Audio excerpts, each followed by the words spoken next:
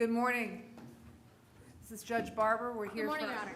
We're here for IAs, starting with Osceola County. If y'all would put your names on the record, please.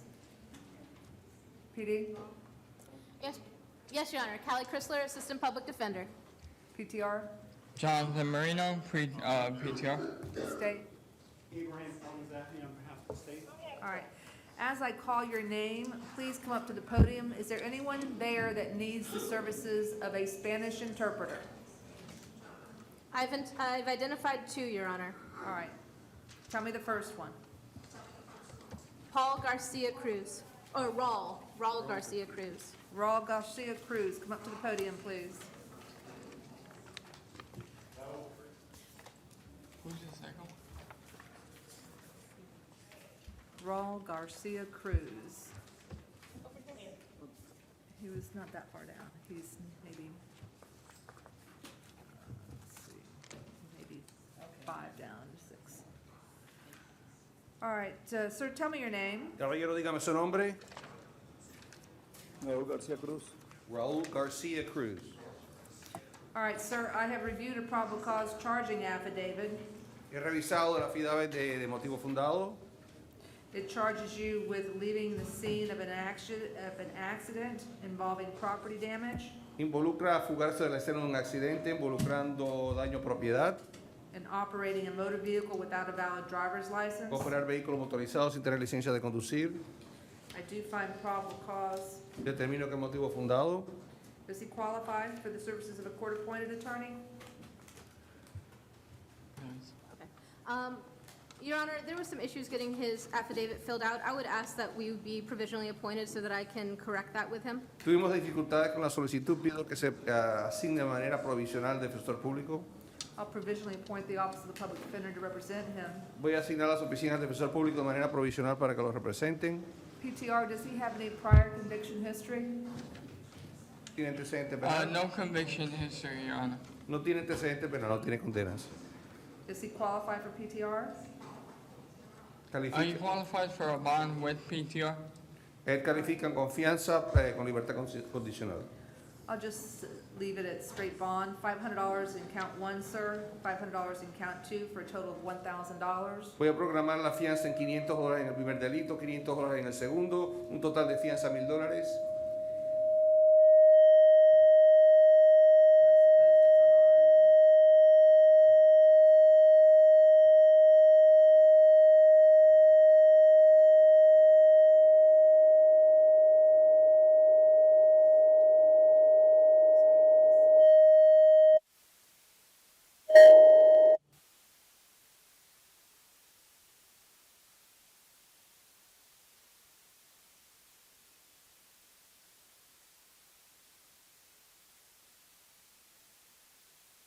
So awesome. All right, let's try this again. Vamos a intentarlo de nuevo. All right. All right, sir, bond in count 1 is the sum of $500. Count 2 is $500. Total bond is $1,000. Fianza en el primer delito, $500. Fianza en el segundo delito, $500. Un total de fianza de $1,000. Conditions of your release will be that you not operate a motor vehicle without a valid and lawful license. Condiciones de su libertad: no se le permitirá conducir si no sea que no tenga licencia válida de conducir.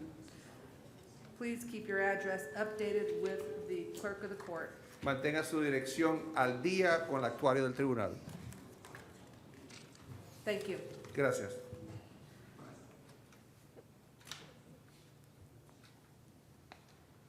All right, your next one that requires an interpreter? Jose Ramos Mendez.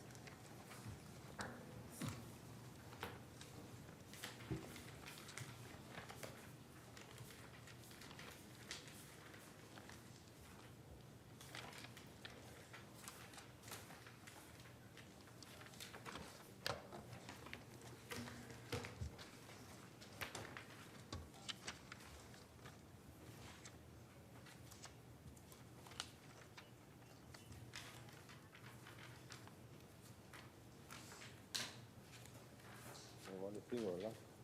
Igual estilo.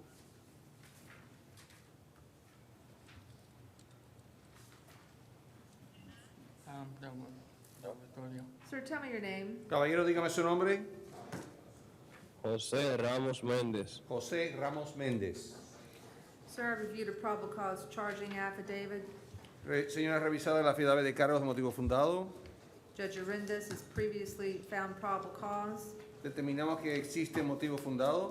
issued a warrant for your arrest. Se había emitido una orden de arresto en el caso suyo. Bond is set in the sum of $2,500 as to count one, En el primer delito, fianza está programado en $2,500. $500 as to count two. $500 en el segundo delito.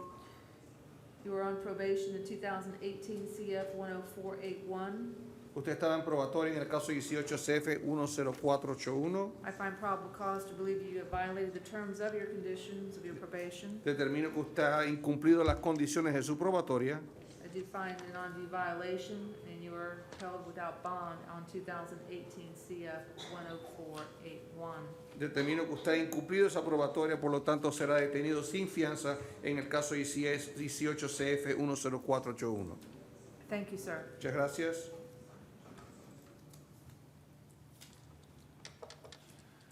We have no others that require the services of the Spanish interpreter? No, Your Honor. Any other At types of least none interpreters? that I had, no, Your Honor. All right, thank you. All right, to everyone there, if you are given bond and conditions of release, please know that it is your responsibility to keep the Office of the Public Defender, if you're appointed to that office, apprised of all changes of your address as well as the clerk of the court. You will get all notifications at your last known address in terms of your court dates from the clerk of the court. First up is Carlos Alvarez Sanchez.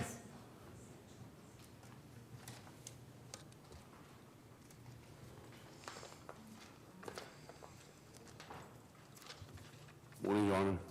Good morning, sir. I reviewed a probable cause charging affidavit, sir. It charges you with assault. I do find probable cause. Does he qualify for the services of a court-appointed attorney? Yes, Your Honor. All right, let's handle it this way. Just tell me those that do not. If I don't hear from you, counsel, I'm going to assume that they do qualify, and I'll appoint the Office of the Public Defender to represent them, okay? All right, so Yes, Your Honor. I am going to appoint the Office of the Public Defender to represent you in this matter. I will set bond in the matter in the sum of $500. I will also release you to pretrial release. Conditions of your release will be that you have no contact whatsoever with the victim in the matter. You not return to the scene of the offense. You not be in possession of any alcohol. You will be randomly tested through pretrial release for alcohol in your system. And I said I have appointed the Office of the Public Defender to represent you, sir. All right, thank you. Yes, Your Honor. May he have a one-time return with law enforcement to retrieve personal effects? He may, with law enforcement, one time, sir. All right, thank you. Thank you. Michael Babstock.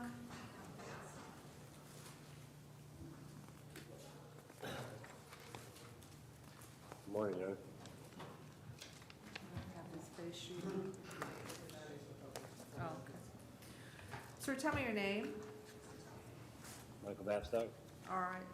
Sir, a warrant was issued for your arrest by Judge Tynan for violation of your probation and community control in case number 18 CF 4480. He did not grant bond in that matter. That will remain. I will appoint the Office of the Public Defender to represent you, sir. All right, thank you. Christian Barrett Brutus. Bonded, Your Honor. All right, thank you.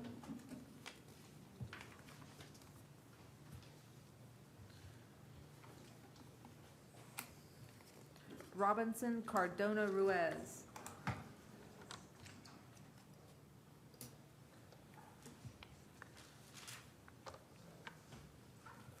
Morning, Your Honor. Good morning, sir. Sir, I've reviewed a probable cause charging affidavit that charges you with domestic violence battery. I do find probable cause. I am going to set bond in the matter in the sum of $1,000. Special conditions of your release will be that you not return, you not have any contact at all with a named victim in the matter. I am also finding, sir, that you are on supervised probation at the time of the offense in 2015 CF 2514. I will find an violation of that probation. Based on your history, you are a violent felony offender of special concern, and I will not grant bond in that matter. So you'll be held without bond in that case number. I will appoint the Office of the Public Defender to represent you, sir. Thank you. Your Honor, after the VOP, or when the VOP resolves, or if he receives bond, may he have third-party contact for the purposes of children? He has children in common with the victim. I'm not gonna deal with that right now. No, he'll have to, Yes, Your Honor. he'll have to seek relief from the domestic court. Yes, Your Honor. Yes.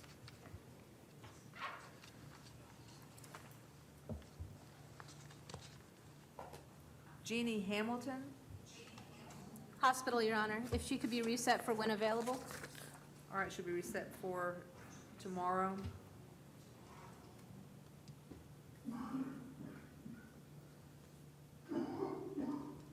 Stacy Heavener Lynch.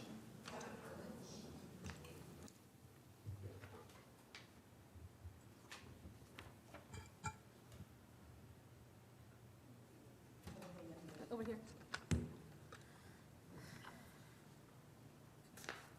Morning. Good morning, ma'am.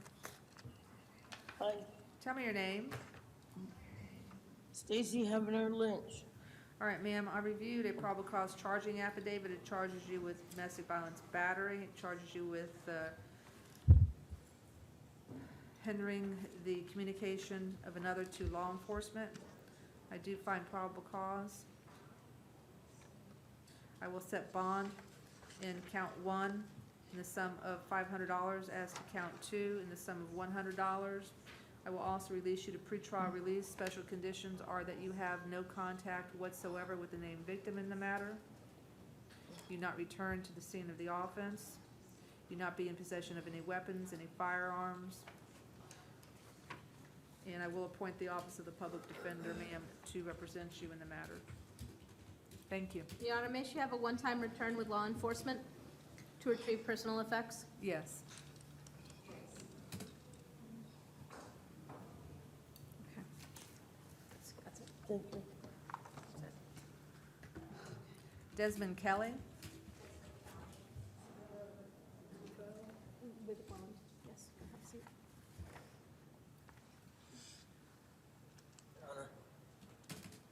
Sir, I've reviewed a probable cause charging affidavit that charges you with domestic violence battery. I do find probable cause.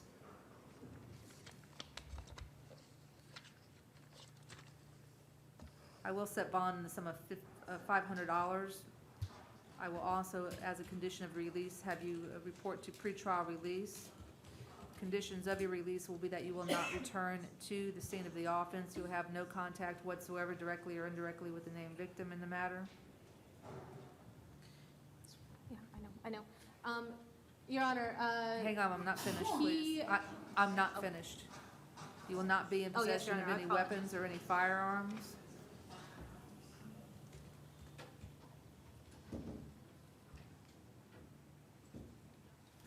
All right, yes. Counsel? yes, Your Honor, apologies. Your Honor, his mother is on a fixed income, and he is responsible for the, for finishing putting up all the shutters and everything for the hurricane that is incoming. May he just have separate residences? His mother is not the alleged victim in this, but he is the one that assists his mother in these kinds of times. And he has no previous history, Your Honor. All right, then I will vacate the no return and maintain separate residences, please. Okay?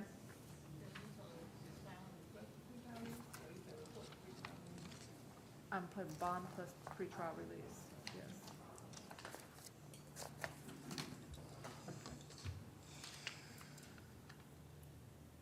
Ricardo Laws.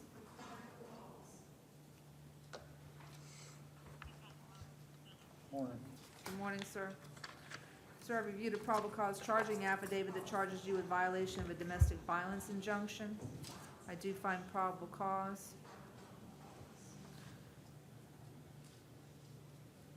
I am going to set bond in the matter in the sum of $1,000.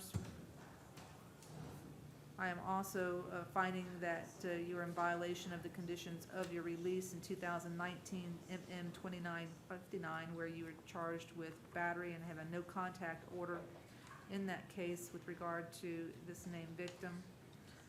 So I am going to revoke your release status in that case and hold you without bond in 2019 MM 2959. I will appoint the Office of the Public Defender to represent you, sir. Yes, Your Honor. May he have text communication for the purposes of children? No. Yes, Thank Your you. Honor.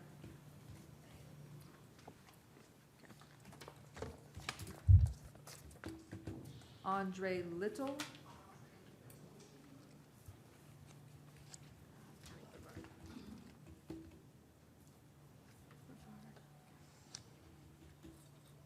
Morning. Good morning, sir. Sir, you're being held out of a warrant out of Brevard County. There's no bond on the warrant, so that will remain. Brevard County will come get you, sir. Thank you. Thank you.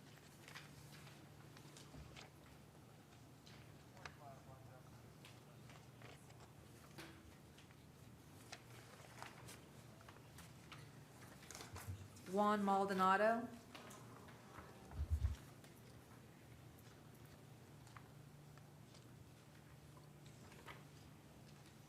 Mr. Maldonado, I reviewed a probable cause charging affidavit that charges you with battery. I do find probable cause. I will set bond in the sum of $1,000 in this matter. Conditions of your release will be that you not return to the scene of the offense. You have absolutely no contact whatsoever with the named victim in the matter. You not possess any weapons, any firearms. And you also, sir, have a warrant out of Miami, just want to advise you of. You have a $1,000 bond in that matter. And I know, I have a question. Okay, the Office of the Public Defender is appointed to represent you. Thank you. Yes, Your Honor. May he have a one-time return with law enforcement for the purposes of collecting personal belongings? Yes. Have a seat. I'll talk to you after. Kenneth Martinez Ortiz.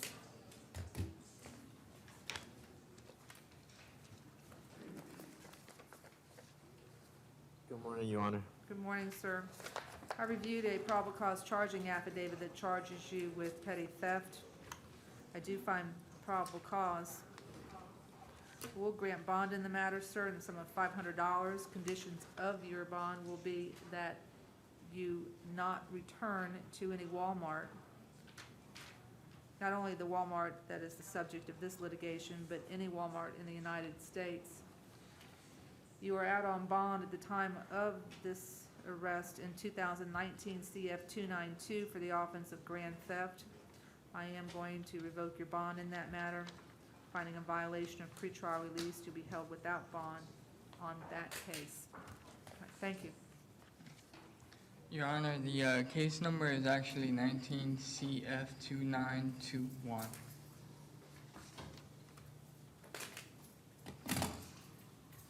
Two 2921. All Yes, right, ma'am. thank you. You are correct. Thank you. It says 292, but it's 292. Yeah, state at 500.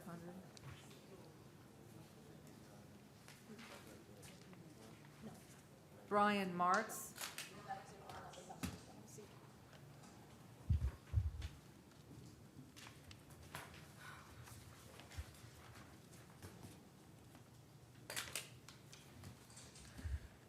Sir, Judge Harris has signed a warrant for your arrest, finding probable cause. Count 1 is possession of a controlled substance without a prescription. Count 2 is possession of drug paraphernalia. Bond will remain in count 1 at $1,000. It'll remain in count 2 at $100 for a total of $1,100. If you do qualify for pretrial release, I'm going to also release you to pretrial release with the requirement that you have random urinalyses for the presence of controlled substances. You may not have any controlled substances on your person or in your system that are not legally and validly prescribed to you by a physician. Thank you, sir.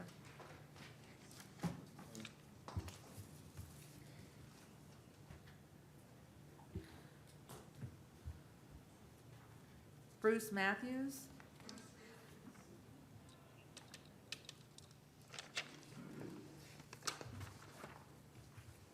Good morning, Your Honor. Good morning, sir. Sir, I reviewed a probable cause charging affidavit and a citation that charges you with driving while license suspended or revoked. I do find probable cause. I am going to release you without monetary conditions to pretrial release. Conditions of your release will be that you not operate a motor vehicle without a valid and lawful license. I do appoint the Office of the Public Defender to represent you. Thank you, sir.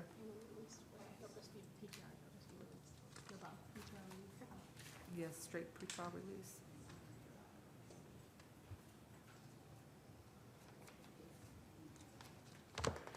Samuel Negron.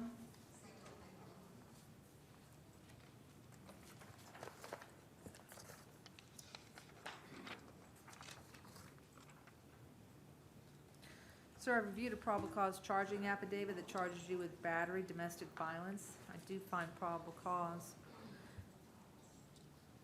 Well, Your Stop, Honor. stop. Don't talk about the facts of your case. The Office of the Public Defender is appointed to represent you in the matter. I will set bond in the sum of $500. I'm also releasing you to pretrial release. Conditions of your release will be that you have absolutely no contact whatsoever with the named victim in the matter. You not return, you not be in possession of any weapons or any firearms. And you not take any prescribed medicine in excess of that which is prescribed by the doctor. In other words, you will take your medications in the exact dosages that are prescribed by your doctors. And that's all I. No more, no less. All right. Thank you, sir. I'll explain it.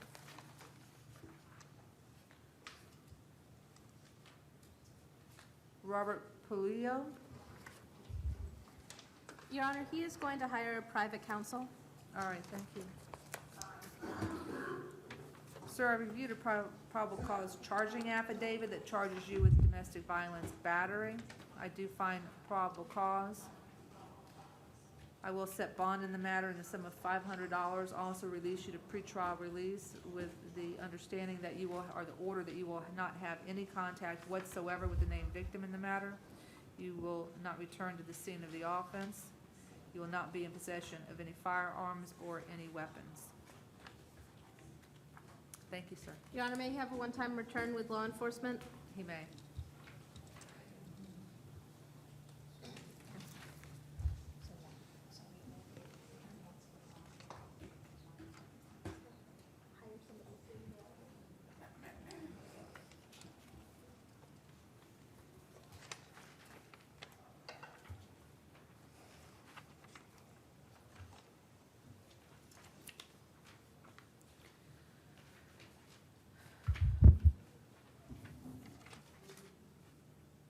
Mike Ramos. Hospital, Your Honor, if he could be reset. All right, he'll be reset to tomorrow. Mr. Mike Ramos. Thank you.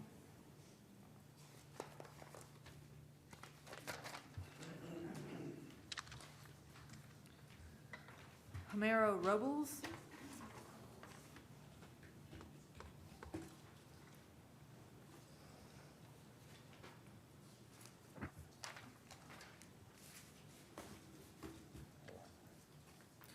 Sir, you've been detained on a warrant out of Orange County.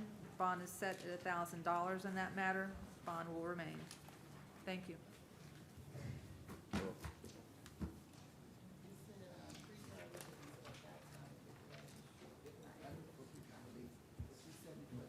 No, it's 1,000 plus. It's 1,000, not this gentleman. This gentleman was just a warrant. Right, and on the warrant it says, well, it's pretrial release or $1,000 if not eligible, so no. Pretrial release, not eligible for pretrial release. But you said it as, No, I'm just saying, yeah. Mario Romero.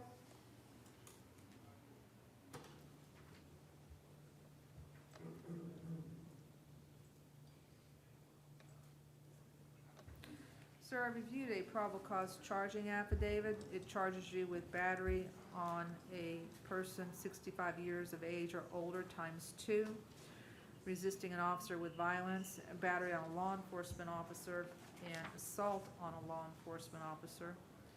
I do find probable cause. As to count 1, bond is set in the sum of $10,000. As to count 2, $10,000. As to count 3, it will remain at $1,000. As to count 4, it will remain at $2,500. And as to count 5, it will remain at $500. Conditions of your release will be that you have absolutely no contact whatsoever with your grandparents. You will not return to the scene of the offense.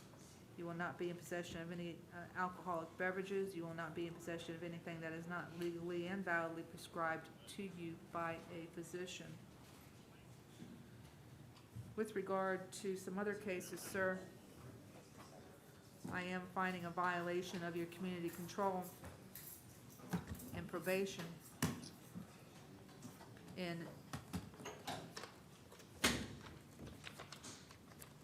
2017 CF 2517.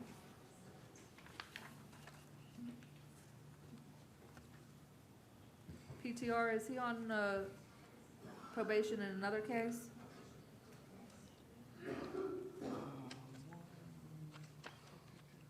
Possession of cocaine? 1 second, Your Honor, I'm just looking.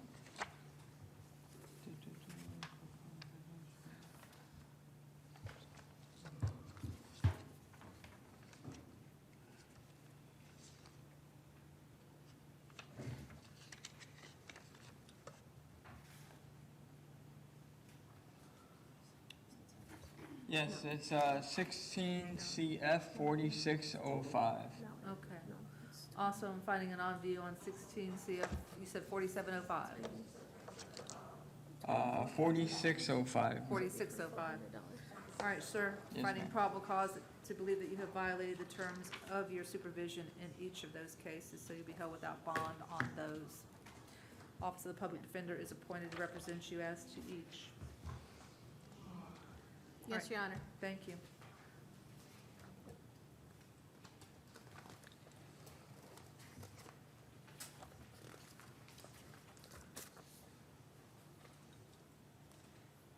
Jeremy Scapatasio. Your Honor, we would like to waive the reading of these charges, please. All right.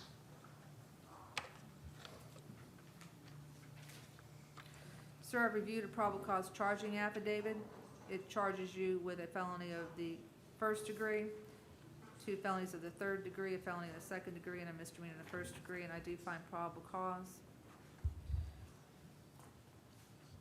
I do appoint the Office of the Public Defender to represent you. PTR, what's his history? Arrest history and conviction history as well. Yes, Your Honor. He has trespassing in 2017, which was found guilty. Another one in 2017 for disorderly conduct. A trespassing in 2018, which was guilty. He has 3 trespassing in 2018, actually 4, which were all found guilty. And he has a disorderly intoxication, which was found guilty in 2019, in January of 2019. Sir, you're entitled to bond. As to count 1, I do set bond in the sum of $20,000. As to count 2, it'll remain in the sum of $1,500. As to count 3, $3,000. As to count 4, $500. As to count 5, $2,500. Conditions of your release will be that you have absolutely no contact with the named victim in the matter. You will also have no contact with any state witnesses in the matter. You will not return to the scene. You will not be in possession of any weapons or any firearms. And Madam Clerk,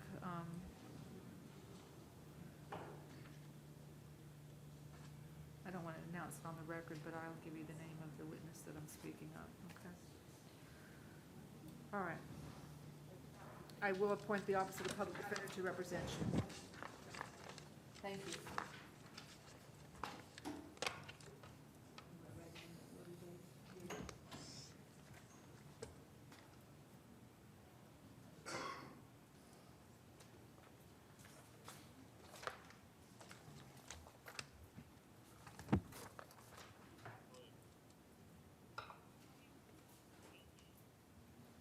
I don't know that it has his last name. The first name is Shane.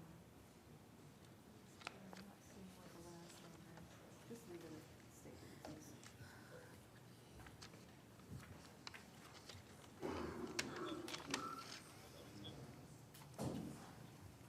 Crystal Snar.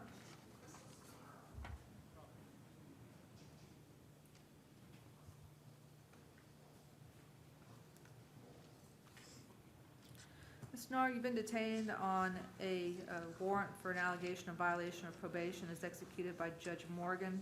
He has set bond at 0 in 2018 CF 1087.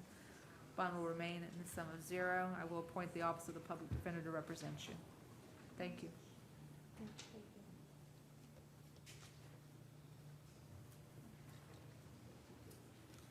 Actually, it's two cases, Your Honor, you're I right. believe- It's 2018 CF 1371. She also is being detained on a warrant, again, for violation of probation signed by Judge Morgan, and bond will remain at 0. Thank you.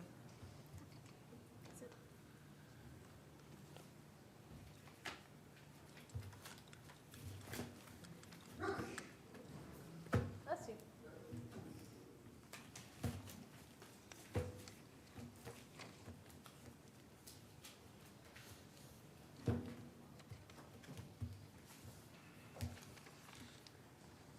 Brandon Stringer.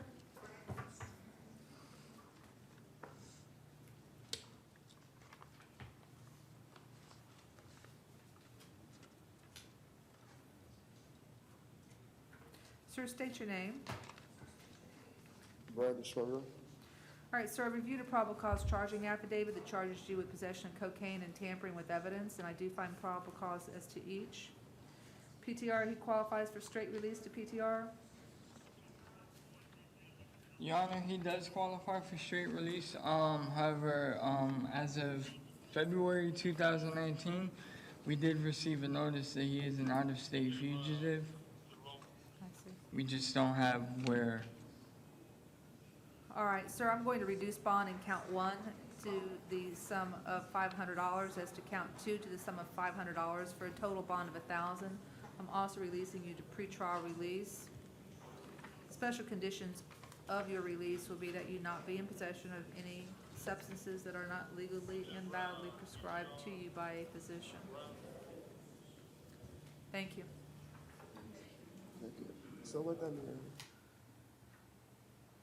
Appointing the Office of the Public Defender to represent him.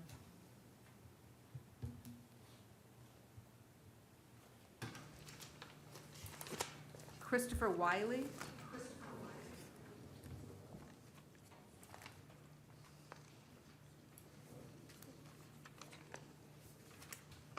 Good morning, Your Honor. Good morning, sir. I've reviewed a probable cause charging affidavit that charges you with leaving the scene of an accident involving property damage. There is also a citation that charges you with expired driver's license. Do you find probable cause, sir? I will appoint the Office of the Public Defender to represent you. With regard to leaving the scene, bond will be set in the sum of $500. And I will appoint the Office of the Public Defender to represent you. Conditions of your release will be that you not operate a motor vehicle without a valid and lawful driving license, okay? Yes, ma'am. Sorry? I know. That's a civil infraction, is it not? Is it a, it's got what? ROR. Yeah.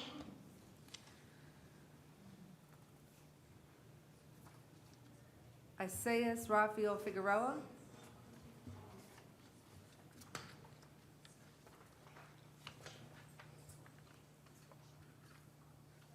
Good morning, Your Honor. Good morning, sir.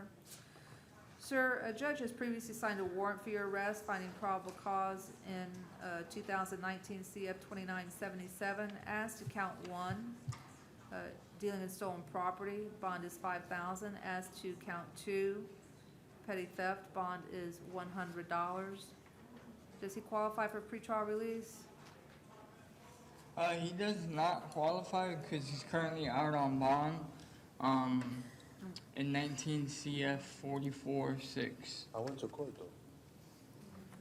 19 CF 44-6. Yes. Okay. And does anyone know what the date of the offense is in this warrant that was executed by Judge Wish?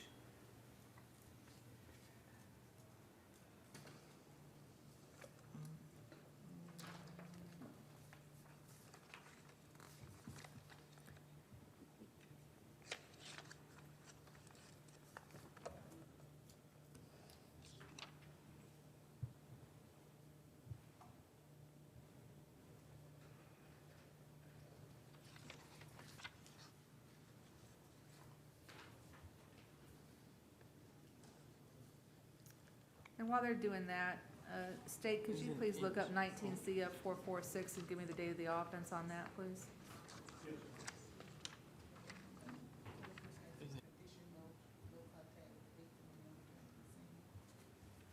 On this one here? I haven't made any conditions yet. Yes, no return to Walmart, no contact. Your Honor, No, that's they remain the 19 same. CF 446? Yeah, 19 CF 446 is what I understood him to say.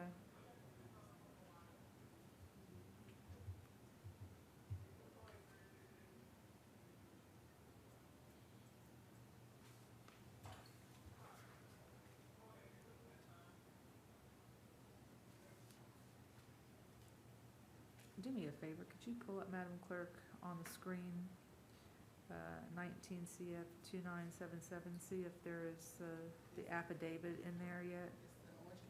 Yeah. Oh, actually, no, that's Osceola. You can't. Can anyone there access Osceola County Clerk's records? I don't have the affidavit that Judge Wish looked at to sign off on the warrant in that case.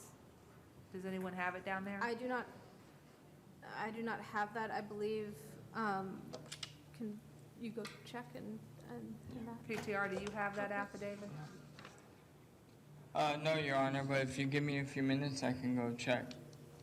I do have the case, the date of arrest and offense for the 19 CF 44-6 is February 4th. Okay. It was issued on 8/21, I know, that's only the issue date, not the, the day she signed not it. the date that it was, no, we're looking at the offense date, Oh, at the date you had. date of the offense. Do you have the affidavit? Yeah, it was reset from yesterday, so I had. All I want to know is the date of the offense. Oh, Okay, August the 19th. All right, thank you. All right, sir, it appears that the date of the offense in 2019 CF 2977 is August the 19th. That post dates the date of the offense in 2019 CF 446. I will find that there is probable cause to believe that you violated the conditions of your release in 2019 CF 446, and I will revoke your release status and you're being held without bond in that particular case. Your conditions of Yes, Your bond Honor. in 2019 CF 2977 will remain as set by Judge Wish, and again, that's no return to the pawn or to the Walmart, no contact with witnesses or victims, and thank you, that'll be it. 19 CF 446, was that a bond or what was it? Can you tell me, was that on bond or pretrial release? State defense on 446, what kind of release was he out on? It was out on bond. On bond? On bond? He was out on bond, Your Honor. All right, then the bond is revoked. All right, thank you all. Thank you, Yes, Your Your Honor. Honor.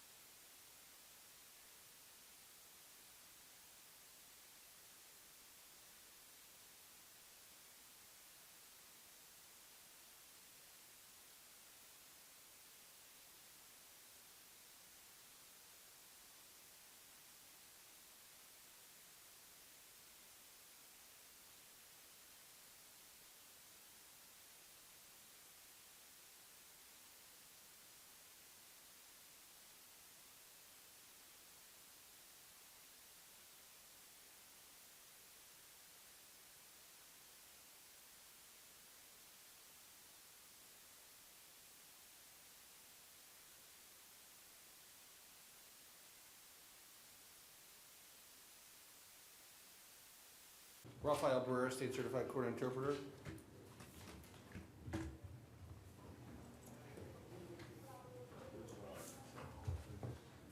Now, these right here are starting with who? 'Cause Spanish. Is the first name on there for Spanish? no. Miss Robin, you put these in order, right? Hang on one second. Maybe that's because this is Maria Martinez Reyes should be the first one. We got, right here. What is one? Martinez.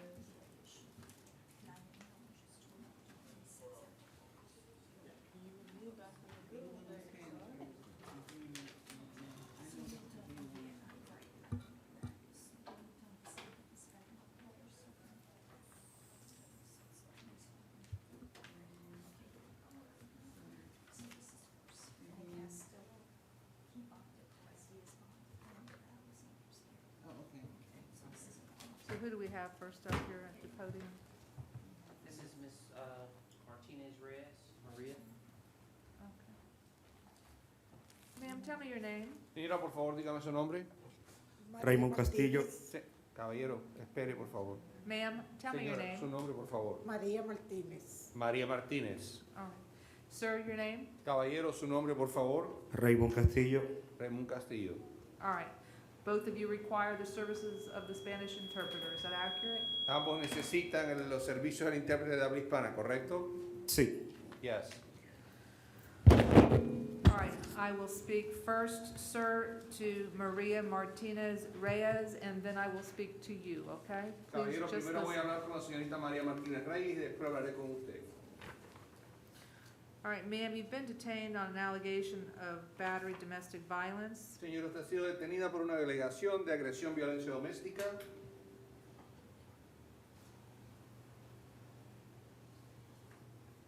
I do find probable cause. Determino que hay motivo fundado. I will provisionally appoint the Office of the Public Defender to represent you. La voy a asignar a las oficinas del defensor público de manera provisional para que la representen. All right, sir, what is it that you want to state? Caballero, ¿qué es lo que usted quiere indicar? ¿Me puedes repetir? Can you repeat that? You are here in court. ¿Usted está aquí en la sala? ¿Es correcto? Correct. Is there something that you want to tell the court? ¿Hay algo que usted quisiera indicarle al tribunal? No en este momento. Not at the moment. All right, thank you. Muchas gracias.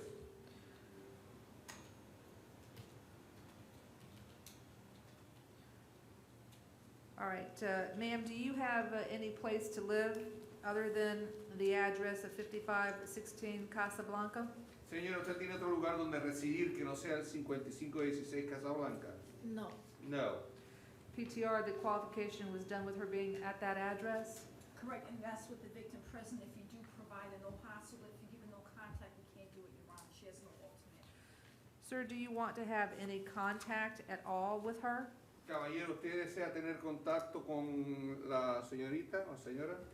Sí, no tengo problema. Yes, I have no problem with that. Who else lives in the home other than you and her?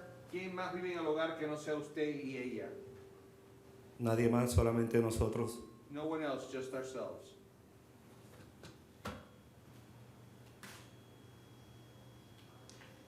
Raise your right hand to be sworn, sir. Caballero, levante la mano derecha para ser juramentado. Do you swear affirm the testimony shall give you the truth, the whole truth, and nothing but the truth? Usted juro afirma que el testimonio que usted dará será la verdad, toda la verdad y solamente la verdad de Dios. Sí, lo juro. Yes, I swear. Sir, has there ever been any history of domestic violence between the two of you? And that, by that I mean, has she ever hit you before? Used a knife to threaten you? Used any object to threaten you? Señor, anteriormente había una historia de violencia doméstica entre ustedes, o sea, ella lo ha golpeado, le ha amenazado con una navaja, lo ha amenazado con algún otro tipo de objeto. No. No. Are you in fear of her? ¿Usted la teme a ella? No. No. And you indicated that you do want to live in the same house with her? ¿Y usted indica que quiere vivir en la misma residencia con ella? Sí. Yes. All right, then I will release her to pretrial release without monetary conditions. Le voy a dar su libertad bajo condiciones de libertad condicional sin tener que pagar fianza. I'll require, ma'am, that there be no hostile contact between the two of you. Voy a exigir que no exista contacto hostil entre ustedes dos. No hostile contact means no yelling, no screaming, no punching, no kicking. No tener contacto hostil significa que no pueden gritar, patear, golpear. You are not to be in possession of any firearms or any weapons. No se le permitirá portar armas de fuego, armas blancas. That would include knives, ma'am. Y eso incluye navajas o cuchillos, señora. Obviously, a common butter knife is excluded from that definition. Obviamente, un cuchillo de mantequilla se excluye de esa descripción. I've provisionally appointed the Office of the Public Defender to represent you. Ya le han asignado las oficinas del defensor público de manera provisional para que las representen. Please stay in close contact with that office. Por favor, manténgase en contacto con ellos. All right, thank you. Muchas gracias. Muchas gracias, su señoría. Que tenga buen día. Thank you, Your Honor. Have a You're good welcome. day. You're welcome, sir. Usted también, caballero. Your name, sir? Edward Castillo. Edward Castillo. I have first up this warrant. I don't know what. Say the name, what happened to, Rodriguez Sanchez, yes, pretrial release, Your Honor. Okay, thank you.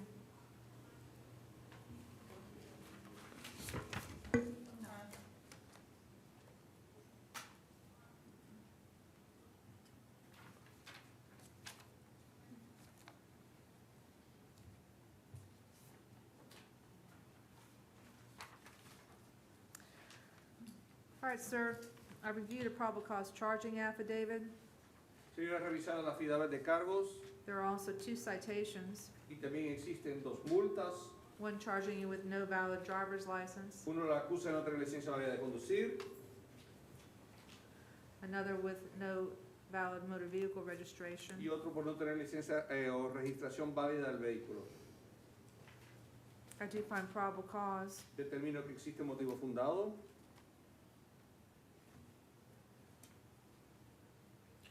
I will set bond in the matter in the sum of $100 on count 1, $100 in count 2.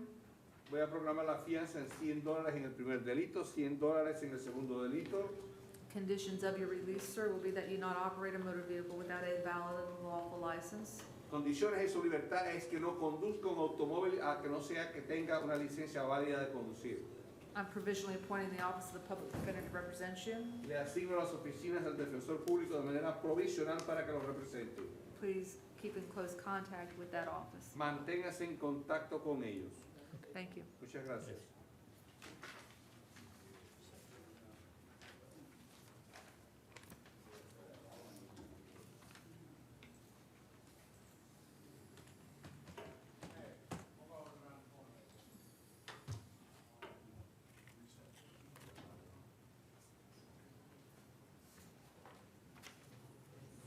Your Honor, you have Mr. Baswell next. The one I have up next is Santiago Perez Diaz. He catch bonded.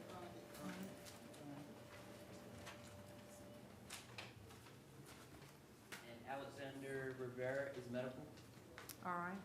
Alexander Rivera is medical, so that should be the end of our Spanish-speaking defendants. reset him for tomorrow. Yes, reset him for tomorrow, please. Thank you, Your Honor. May I be excused? Yes, thank you. Thank you.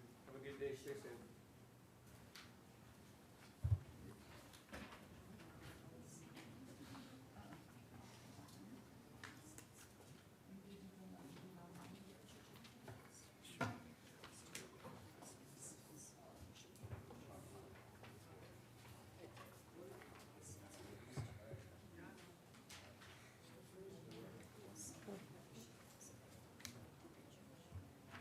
All right, so this is recess? Okay. Thank you, guys. Stay safe.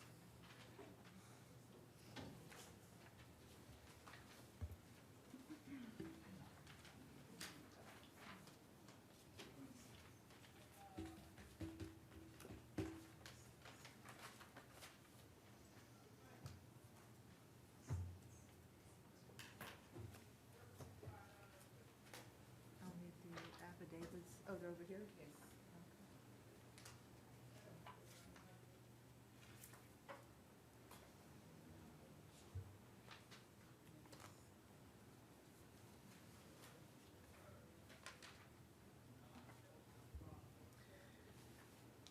these again are in the same order that I have these PTR, so if you can just pull up for me On the whatever's move up, next. who first on the move up? We have What's your name, ma'am? Leonardo. See the first person on the move up? Let me see. Leonardo on, okay. Yeah. I can do it. Ms. Brown, I don't think yours is in No, order. you know why? Because I was just told that we reset sending the files. It's all right. Are we- It's all right, so change it. It's all right, leave it the way it is. Or Judge, I have to redo that. Yeah, yeah. you do the Okay, back. let me just, that's all right.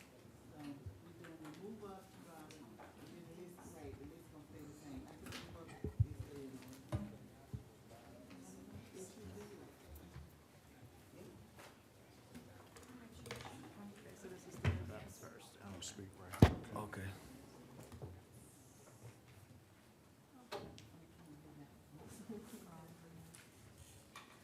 Sir, tell me your name. Good morning, afternoon. Your Honor, my name is Leonardo Cedeno. All right, thank you.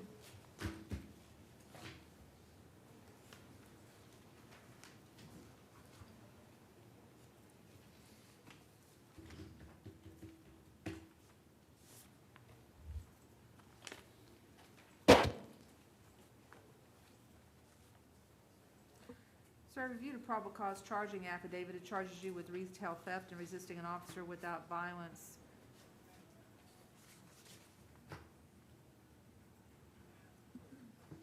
I do find probable cause. I will appoint the Office of the Public Defender to represent you. As to the retail theft, bond will remain at $1,000. As to the resisting, it will remain at $500. Conditions of your release will be that you not return to any Walmart in the United States. At the time of this arrest, sir, you're out on pretrial release. In case number 19 CF 12443. I suppose that's the case number. Is this where this is written up here? No, yeah, just, go down where it says up underneath the P. Court police case number? Yeah. All right, so it's actually 19 CF 10754. So this is the police case number up here? Is this what That's this is? I don't know why they write that. That's his charge. All right, so yesterday I was being told that this was the case number. All right. No, the PTR Okay. number is correct, 2019 CF 17540. All right, so court case number 19 CF 10754. All right, so that was grand theft with a motor vehicle. Correct. Your date of arrest was July the 28th of 2019 in that matter. You were released in that matter on pretrial release. I will find that you have violated the terms of the pretrial release or that there's probable cause to believe so. And I will order you held without bond and revoke your release status in that case. All right, anything else? Your Honor, I would just note to the court that the case in which Mr. Cedeno is out on bond has not been filed on yet, and so on that basis, I would just ask the court to consider setting a monetary bond. He's also informed me that obviously he has medical issues that require numerous visits to the hospital, and so being incarcerated on no bond status would be prohibitive of that treatment. All right, I'll allow him to take that up with the judge that it's assigned to. I'll deny that. I'll let your attorney know that your bond got revoked.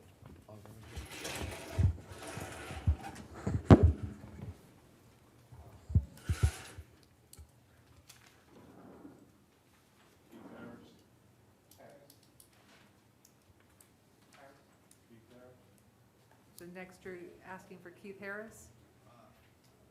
That's not what's on the move. The next one I have is Ronald Colley.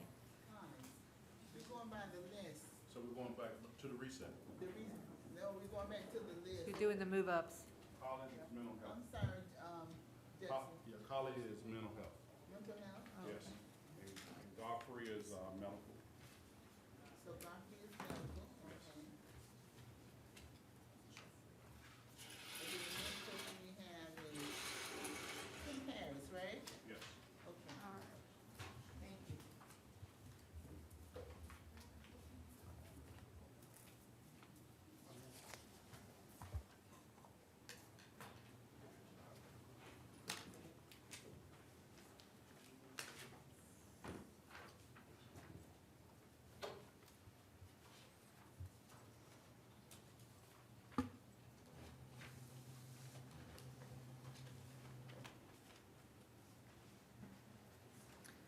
Sir, tell me your name.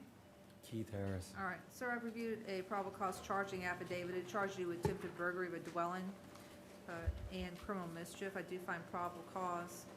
I will appoint the Office of the Public Defender to represent you.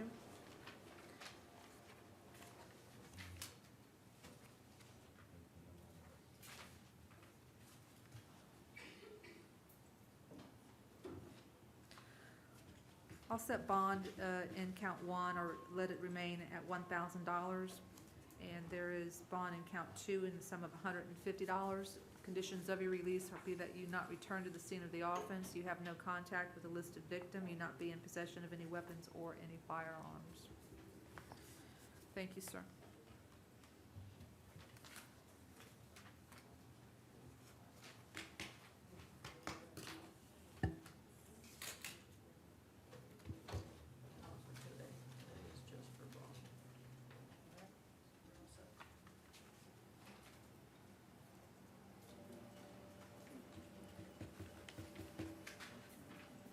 Your name, sir?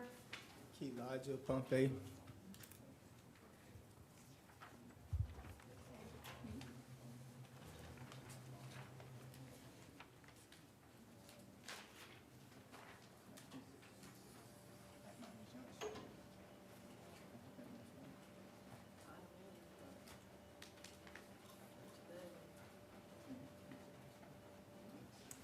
Sir, reviewed a probable cause charging affidavit that charges you with burglary of a conveyance. I do find probable cause.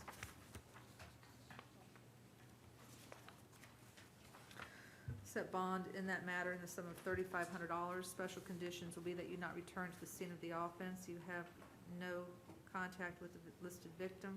Yes, ma'am. Time of the arrest, you were out on bond in 2019 MM 809. The offense is violation of a domestic violence injunction. You're also out on bond in 2019 MO 238. The offense in that case is disorderly conduct. We'll find probable cause to believe that you have violated the conditions of pretrial release. I will forfeit your bonds and street your bonds in each case and hold you without bond on those 2 misdemeanor cases. Anything that you want to tell me, you need to run through the attorney that's in front of you, sir. All right, I have appointed the Office of the Public Defender to represent you.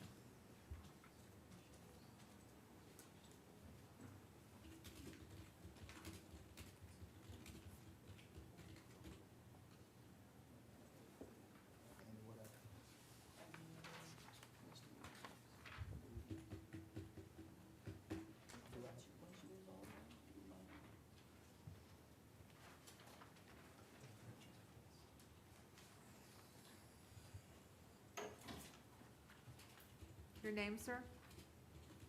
Antoine. All right. Mr. Antoine, I have reviewed a probable cause charging affidavit that charges you with trespass on property after warning.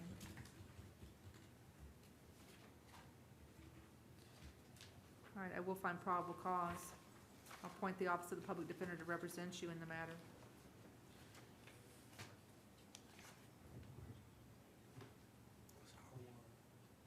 Anything further? Yes. Your Honor, Mr. Antoine would be interested in resolving the case if the court had an offer.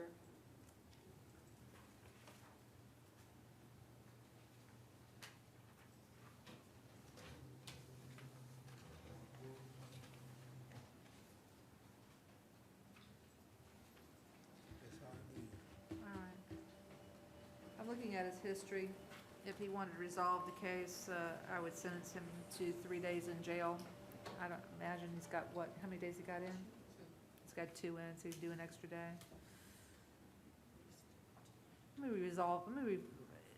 That's not good. All right, it'd be 5 days, because I don't want him getting out tomorrow in the midst of all of this hurricane, high winds, et cetera, whatever we're going to get. When would I be released? It would be 3 days. Okay. No contest. I'm told by Madam Clerk it would be 2 days. All right. All right, so go over that plea form, sign it if that's what you want to do.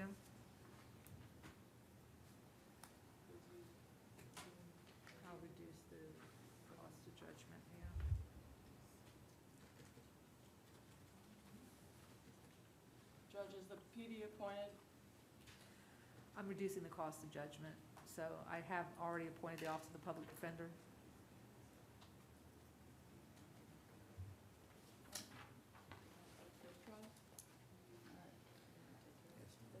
Sir, I'm being given a plea form. Did you read this form? Yes, ma'am. And is this your signature? Yes, You ma'am. understand the rights that you're giving up by virtue of signing it? Yes, right. So I'll accept your plea, sir, to trespass after a warning, adjudicate you guilty. I am going to sentence you to 5 days in jail with credit for 2 days' time served. I'm imposing the misdemeanor court costs, but they will be reduced to judgment against you. God bless you. All right, thank you, sir. 5 days with credit for 2 in.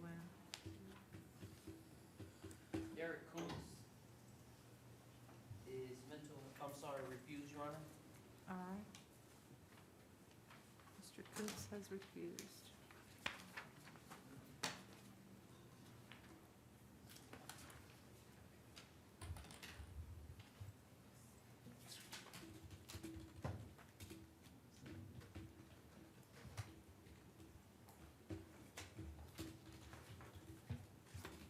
And he's refusal. Juan Cruz? Yes, ma'am. Sir, a warrant has been previously issued for your arrest on allegation of violation of probation. The allegation is that you violated the special condition of your probation by failing to successfully complete a drug alcohol treatment, indicating that you were unsuccessfully discharged from specialized treatment, education, and prevention services on July the 29th. The issuing magistrate ordered that you be held without bond, that is Judge Beamer. I will appoint the Office of the Public Defender to represent you, and you will continue to be held without bond. Question? Why don't you run it through the attorney to your left before you speak to me about it?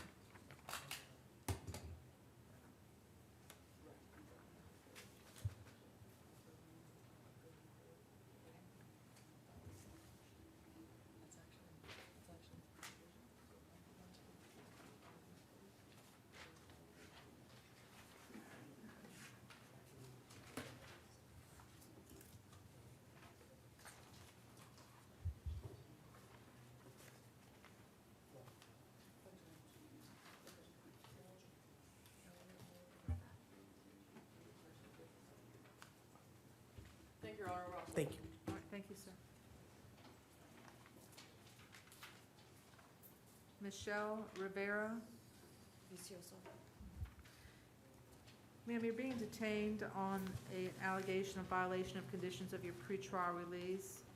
The allegation is that you tested positive or you admitted to smoking marijuana, and that is what caused the alleged violation. Judge Young has signed the warrant, and he has set bond in the sum of $5,000 in the matter. I will appoint the Office of the Public Defender if they've not been previously appointed to represent you, and bond will remain in that amount.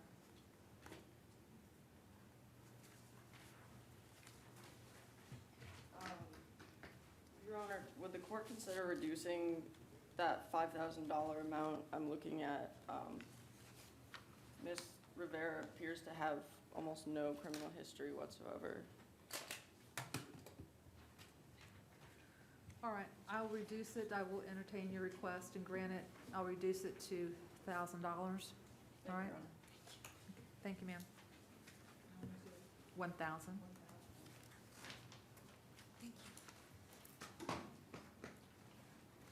Sylvester Blue is medical, Your Honor. Thank you. John O'Connor is behavior.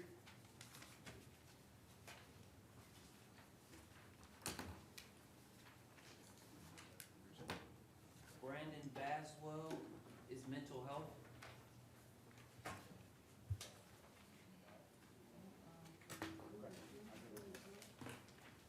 Behavior, you said Baswell was mental health? Yes, Your Honor. Where is he next on the list? when if I pull this, next thing I have is felony domestic violence. Should I have? Right, we don't have the last, we don't have him. He in the reset, when we get to him, we'll just, he's still in the reset, he wasn't pulled out. Okay. So when we get to. So you're at the felony DVs? Yes. Right now, yes, we're at felony DVs. Okay.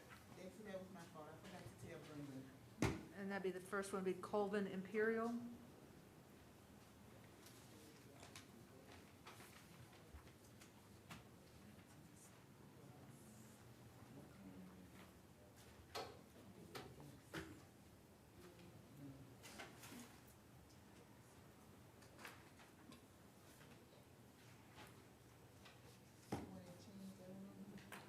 PTR on Colvin Imperial, I have it highlighted, CSAO Case Management, Nicole something, Amanda.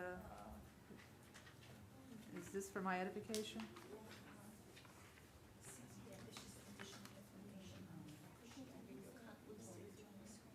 Okay. I see, thank you. All right. So this is the state attorney's screen.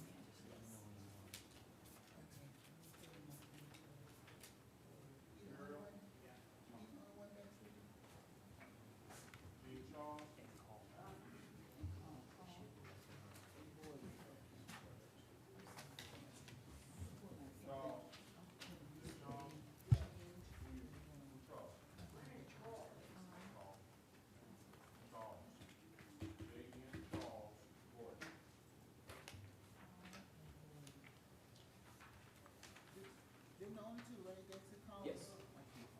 You want to do Mr. Imperial first? So this is Colvin Imperial? Yes. All right, so you are Colvin Imperial, Yes. and we have some folks in the box. State your names. Amanda Barco, his wife. Nicole Dale. I'm sorry? Nicole Dale. All right.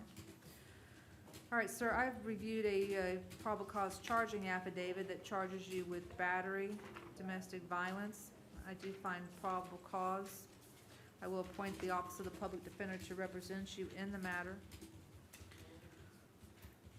All right, is there something that y'all wanted to say, or are you just here to witness? Here to witness, but I also want to drop all charges. All right, raise your right hands to be sworn. Do you swear affirm testimony shall give me the truth, the whole truth, and nothing but the truth? Yes. All right, first with you, Amanda, tell me your full name. Amanda Elizabeth Barco. And ma'am, your name? Nicole Dondale. All right, so you were both present according to this probable cause charging affidavit that I'm reading, with Nicole, you being the victim? Yes. I mean, Amanda, you being the victim, is that right? Yes.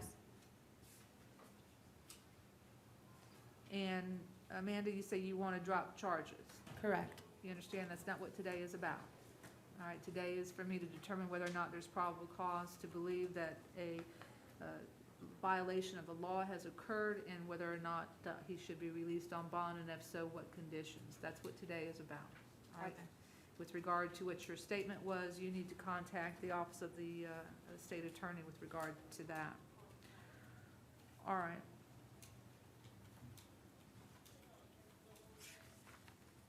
Ma'am, I've reviewed the probable cause charging affidavit. I can tell you that I am not inclined to allow any contact between him and you, or between him and the young lady behind you. Can you tell me why you want to have contact with him? That is my husband, and he has a mental illness, and he just needs to get seen by the doctor and put back on his proper medication. All right. Well, what I'm looking at indicates that there were multiple abrasions and red marks on Nicole's arms as well as yours. I have no abrasions on my arms. Maybe not now. I didn't at the time either. I have pictures saved. Okay, so the photographs that law enforcement took would not show that? No. So they're lying? Yes, ma'am. Okay. This probable cause charging affidavit also tells me that law enforcement smelled the impurities of alcohol on Mr. Imperial's breath. Correct. Would that be an incorrect statement as well? No.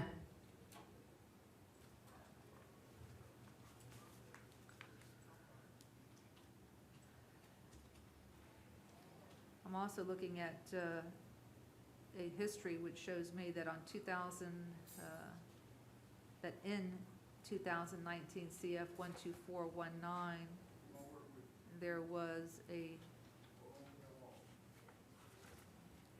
excuse me, 2009 MM 11059, there was battery domestic violence charge with respect to this gentleman. Have you ever previously been the victim of an allegation of domestic violence? No.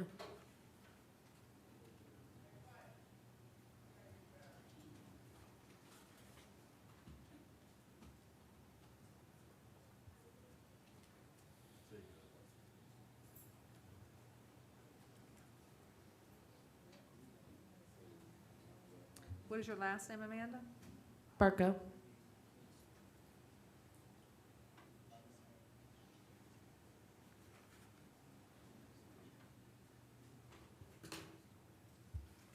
And when you say that he's on mental health medications, what medications is he on? It's bipolar. All right, but what medications is he on? He has to, that's with his doctor. I don't know the name of the medication. Was he on the medications the day of this offense? No, he was not.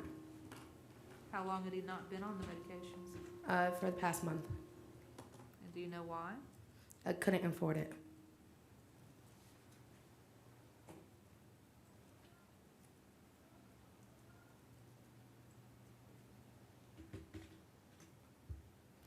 You told me there's been no history of domestic violence between the two of you, but this probable cause charging affidavit tells me that there was, that he was arrested with a battery charge in a 2017 case. Do you know anything about that? No.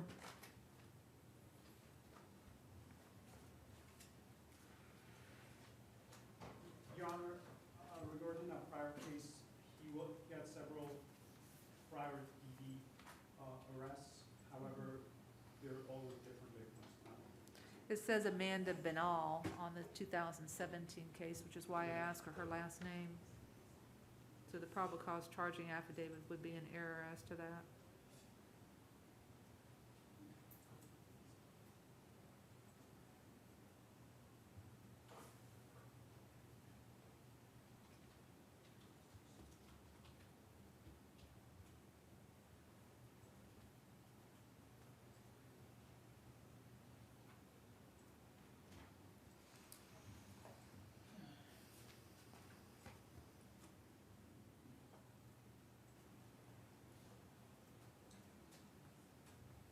So if he couldn't afford the medication for the past 30 days, what's going to change when you tell me that he needs to get out because he needs to be treated for his mental health?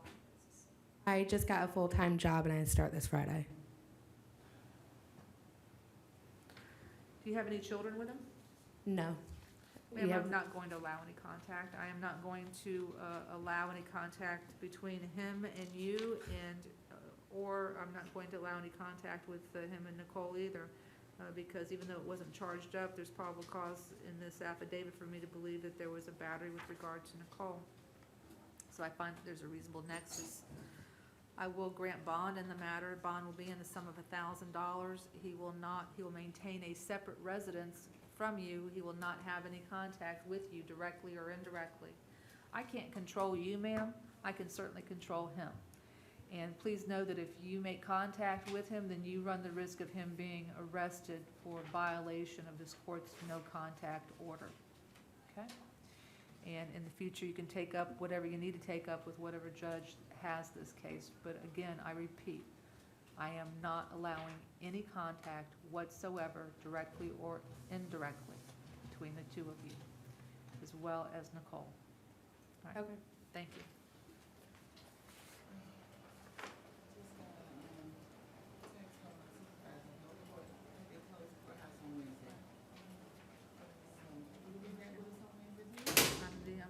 I'm the duty judge, so I have to be. I'm having all kinds of fun with this. It's part of the job, though. I tease. Okay, here's the no contact order on that.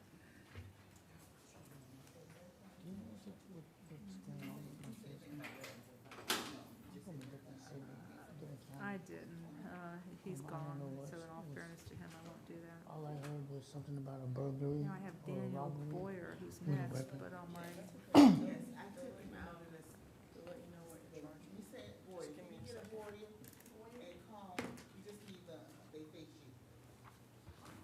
You know, he was in a reset. I'm sorry, Dixie just told me because, you know, they. Who? She got a reset. Do you know how Call long is they the take to best. extradite? Do you know how long they take to extradite? You should be right after 40. It's Volusia all County. right, I have Boyer You should write and it. Call, and then the next one should, after that, be Gordon Charles. Yes. Okay. I've been here since Friday. Yeah. I don't know why. They had me on. That's another thing, man. I gotta get home and take care of my So we have Daniel Boyer. Yes, ma'am. All right, Mr. Boyer, you are being detained on a warrant. The warrant has a bond. The bond is $25,000. The warrant is out of Volusia County. All right? Oh, ma'am. Dude, I'm trying to figure out what this is about. I mean, I'm from Volusia County. I And don't I- know any information, sir, other than Volusia County has a warrant that you're being held on here, and the bond is $25,000. Since You can when? afford it. And if you can't, then you'll be transported to Volusia County to answer to that case. How long does it take for extradition? This is not a contiguous county, so it's not really extradition, all right? But it will take about 72 hours for that, okay? Ma'am, I've been here since Friday. I understand, but you've also been in mental health, Yeah, but okay? I don't know why. All right, thank you, sir. It's another thing I'm trying to figure out. Why I'm in mental health. All right, so we have Daniel Boyer next. Oh, we have Mr. Call next. All right, so that was Daniel Boyer. That was Daniel Boyer. All right. So I'm these are now fine. in order. I just can't walk. My legs are bad, my feet's bad, my back's bad, my neck's bad. Ain't nothing good about me. What do you want? Said I'm sorry, you got Okay, it. The judge wants to know your name now. Miss Charles Hi, A. Miss- Call. All right, Mr. Call, how you Yes. doing? Okay, Sounds like you got a bad back, bad feet, bad everything, huh? yeah, not too good health. I hear you. All right, sir, you were detained with regard to an allegation of open container. Give me a moment, please. You public defender, right? Yes, sir. All right, sir, I do find probable cause. You can talk to this, talk to the attorney about this, sir, but if you wanted to enter a plea to the open container, I would sentence you in this matter to 5 days in jail and give you credit for, how much time? You got 3? All right, sir, so it'd be about 7 days in jail with credit for 3, okay? That's up to you if you want to do that. If not, I can talk to you about bond. No bond necessary. Do you want to do the 7 days? Yeah. Okay. Look at that plea form, okay? And after you've read it, go ahead and sign it.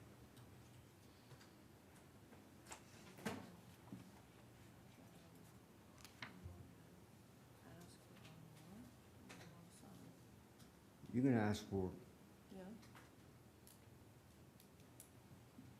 Judge, Mr. Call indicated that if the court would consider it, he would like to be ROR'd. I don't know if that's something the court would do. I typically don't make argument on this issue, but I do have case law that I've shown the state yesterday, I believe, indicating that a full custodial arrest on an open container or any other municipal ordinance violation is unlawful.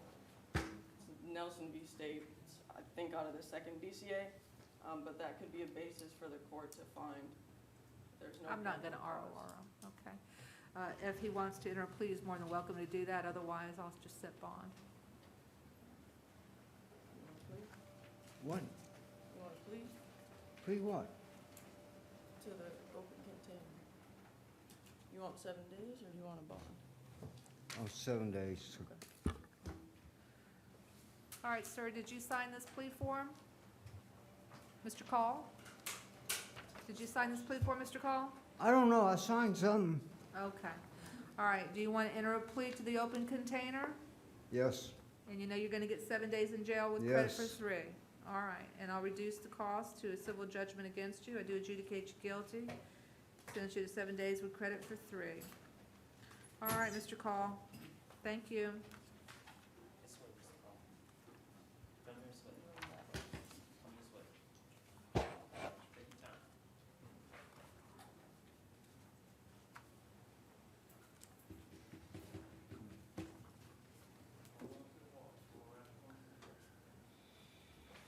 Are you Mr. Charles? Yes, ma'am.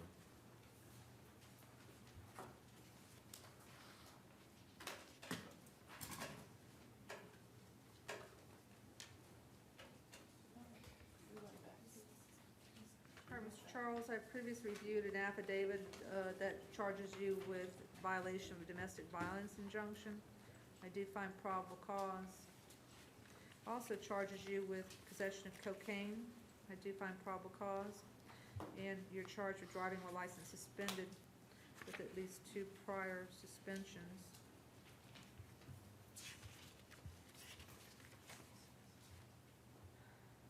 Judge, the judge removed the injunction because we went to court. I'm not, I'll give you an opportunity to speak, okay? I do find probable cause for the driving on a suspended license.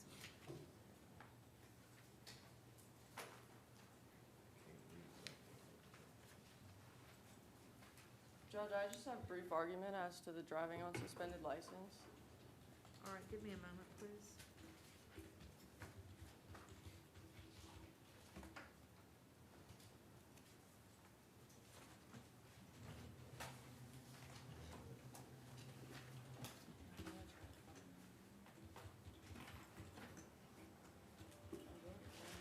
All right, you said you had the argument on the PC for the Duelos?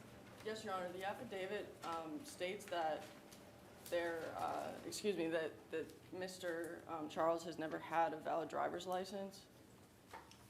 Well, and when I look at his prior history, it does have him convicted of prior driving on suspended licenses, so that would not be logical.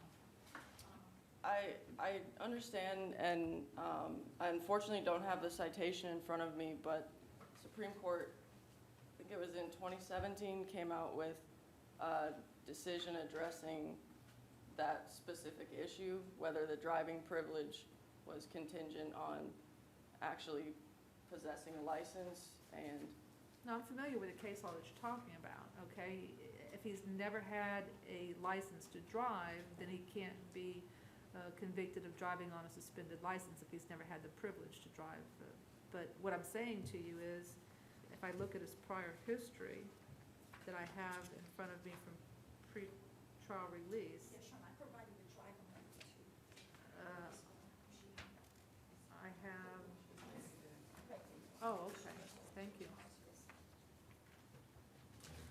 All right, let me take a look at his driving history, because pre-trial release has provided that.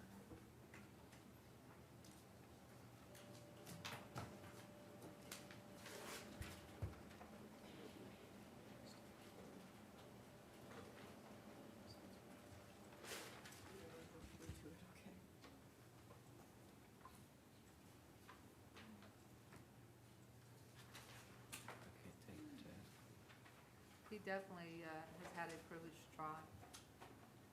He's had adjudication withheld in 2017 for driving while license suspended, canceled, or revoked.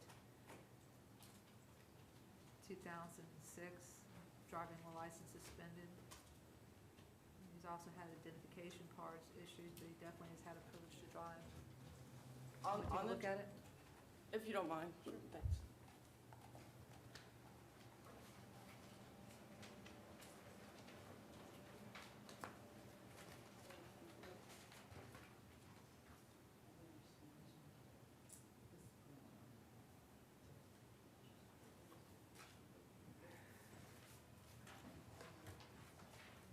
Your Honor, I guess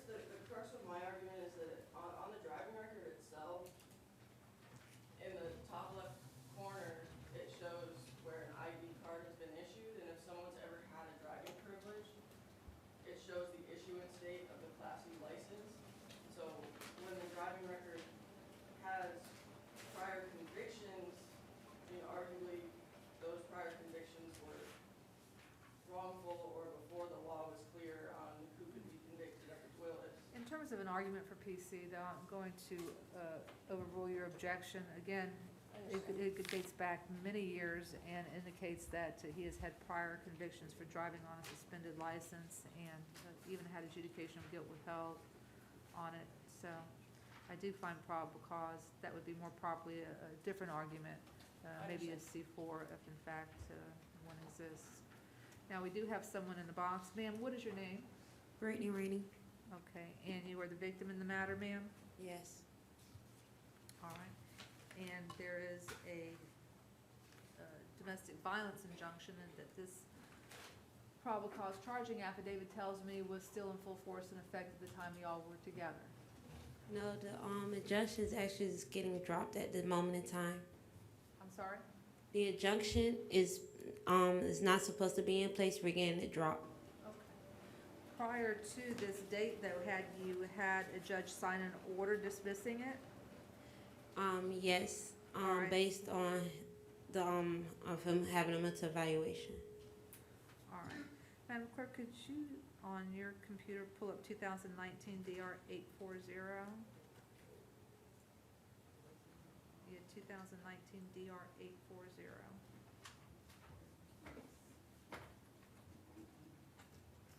Is there an order dismissing the injunction in that case?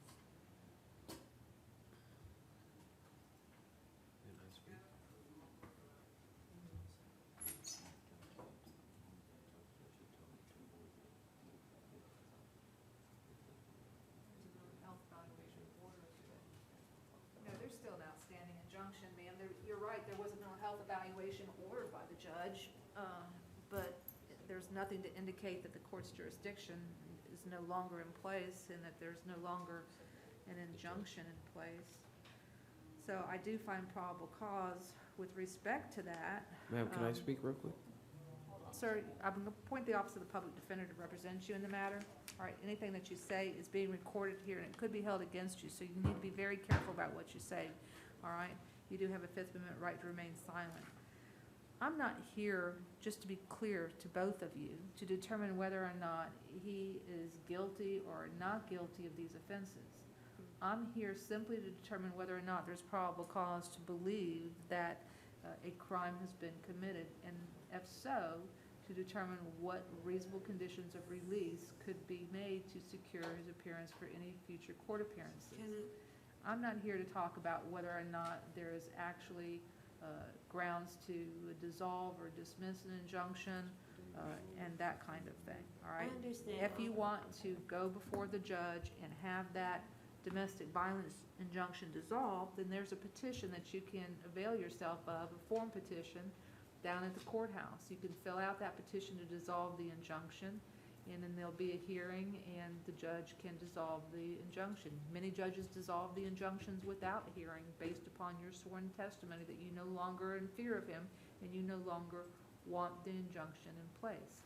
What I'm looking at, though, is at the time of this arrest, the injunction was still in full force and effect, and I've gone over to the screen after Madam Clerk pulled that up to verify that there is not an order dismissing it. So what you have to bear in mind is you don't have the power to say to him, when I say him, the defendant, it's okay with me. You come be in the car with me. You come to my house. You be in my presence. You don't have that power. Yeah, Okay, only a judge has the power to dismiss that upon your request. So a law enforcement officer is just simply doing their duty when they see that he is in your presence, even though you may tell law enforcement it was A-okay with me. They're doing their duty to go ahead and charge him with violation of a domestic violence injunction. Does that make any sense to you? Yes, it does, but also in court, we already went to court to get it dissolved. That's what the judge explained to me. She said that it was supposed to be a non-hostile injunction, meaning that he is granted to have permission to be around me. Okay. And All she right. told me to move back in. The judge said, you move back in and no hostile contact. Can you pull that DR case up again? Let me see if it was modified to non-hostile.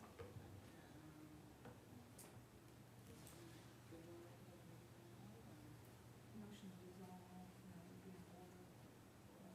Order denied. Let me see the order denied. Because I might have not modified the conditions on the order denied.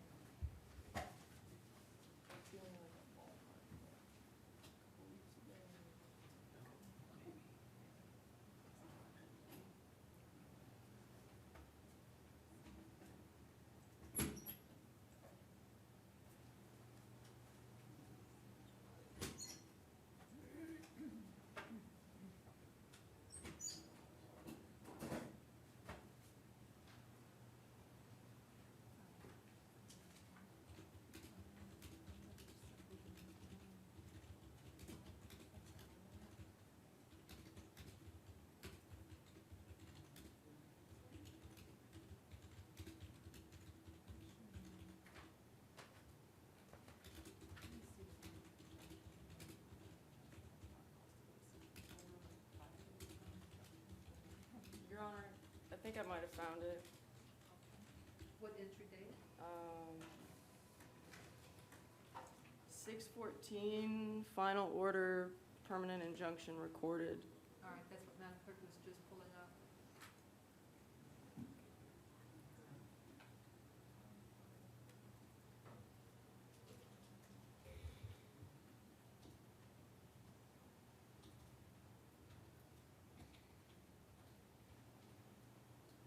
Do you have it up? I do. All right, so there was non-hostile contact granted? It's kind of a long order, but the heading of it says modified as to non-hostile contact. I see it now. All right, so ma'am, you are correct. Sir, you are correct. The judge has modified that to allow a non-hostile contact between the two of you. All right, so I will not find probable cause for violation of a domestic violence injunction, and I will release him on his own recognizance as to that offense. As to driving while license suspended with 2 prior convictions, I'll reduce that to $500, Madam Clerk. As to the possession of cocaine, sir, that will remain at $1,000. Now, I've appointed the Office of the Public Defender to represent you. Conditions of your release will be that you not operate a motor vehicle without a valid and legal license. You abide by all court orders to include the injunction, okay? Or is there anything else? Your Honor, thank you. Anything else, ma'am? No. Okay, all right, So thank you both. I can bond out today, right? Yes, sir, you can. Brandon Martinez. It's mental health, Your Honor. Mr. Martinez is mental health.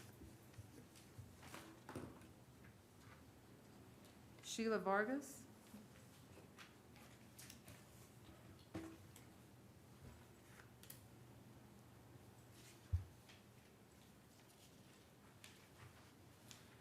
All right, Ms. Vargas, I previously reviewed an affidavit that charges you with aggravated battery with a deadly weapon. I do find probable cause.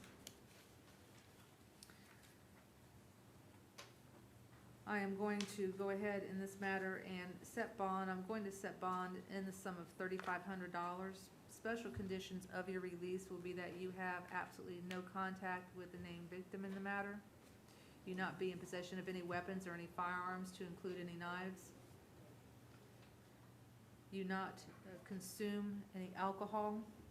You not visit establishments where their primary source of revenue is from the sale of alcoholic beverages.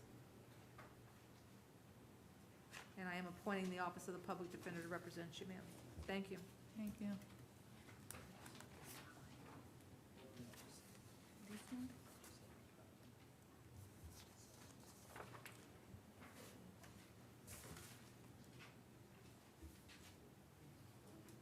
Next up is Michelle Blemire.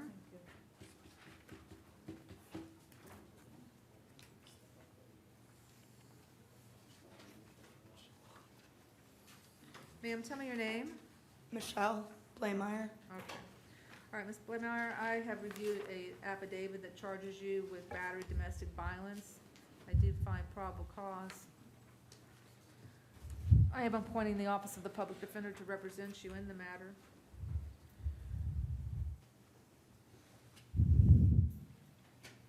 Conditions of your release, ma'am, will be as follows. I'll set bond at the sum of $500. You will not return. You will have no contact with Andrew Matthews. Your children are 4 years and 2 years of age. Is that accurate, ma'am? No, almost 2. I only have one. Is he the father of those children? Yes. And are those children still with him? With my cousin, his godmom. Okay. All right. So I don't want you to have any contact with him directly or indirectly. I don't want you to be in possession of any firearms or any weapons. And you are not to return to the scene of the offense. Do you understand all of that? Where was I not allowed to return where? 18740 Hewlett Road. My house. Okay? Okay. Do you understand that? Yes. He's still living there, I would assume? Yeah, it's my house, my name and everything. Okay, that's something that you might want to take up with the civil court, okay? You guys were able to give me the bond today, though? Yes, ma'am, Thank $500. you. Your Honor, perhaps we could maintain separate residences instead, so that if it's her house and he's not there. I have no objection to that. I will ask Madam Clerk to amend that to maintain separate residences, okay? So we're going to take about a 15-minute recess. Judge Barber. Thank you.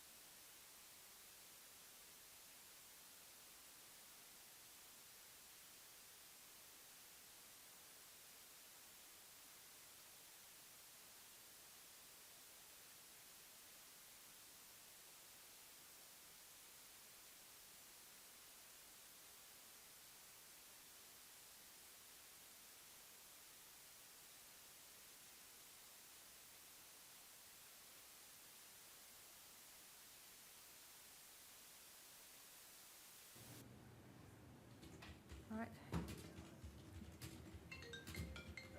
Let's go off the record.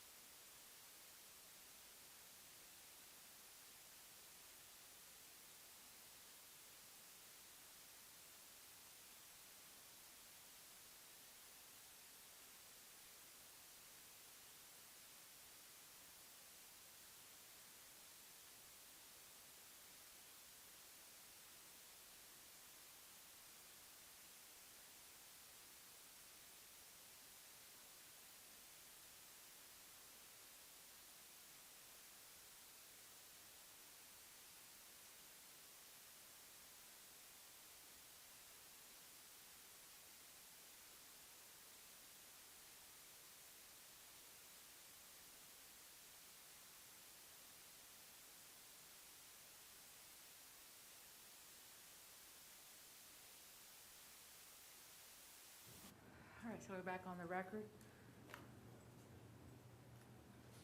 Bianca Brown.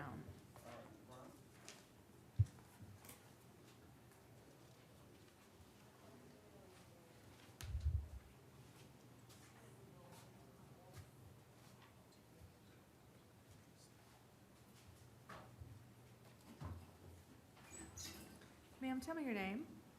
Bianca Brown. All right, Ms. Brown, I've reviewed a probable cause charging affidavit that charges you with battery domestic violence, and I do find probable cause. I will appoint the Office of the Public Defender to represent you. PTR, she qualifies as... Yes, Your Honor, we have an alternate address that was verified. Yes, ma'am. Now, the address that was verified, you did communicate, Well, and that was... Yeah, she'll be residing with her mother in Kissimmee on Buttercup Court. All right, so you'll be living with your mom? And you're currently pregnant right now, ma'am? Yes, ma'am. Okay. All right, so I will release you, straight release to pretrial release. Conditions of your release will be that you not return to the Rosen Shingle Creek, you not have any contact with the named victim in the matter, you not be in possession of any weapons or any firearms. All right, thank you, ma'am.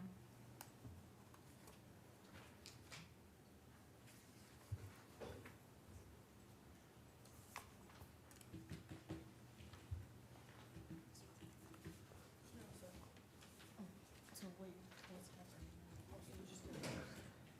now? You just get released? All right, next up we have Donald Flanders. Yes, ma'am.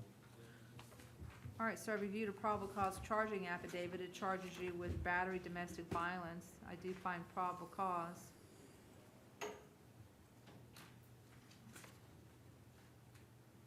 I am going to set bond in the matter in the sum of $500. The special conditions of your release will be that you have absolutely no contact whatsoever with the named victim in the matter. You not return to the scene of the offense. You not be in possession of any weapons or firearms. And I am appointing the Office of the Public Defender to represent you in the matter, sir.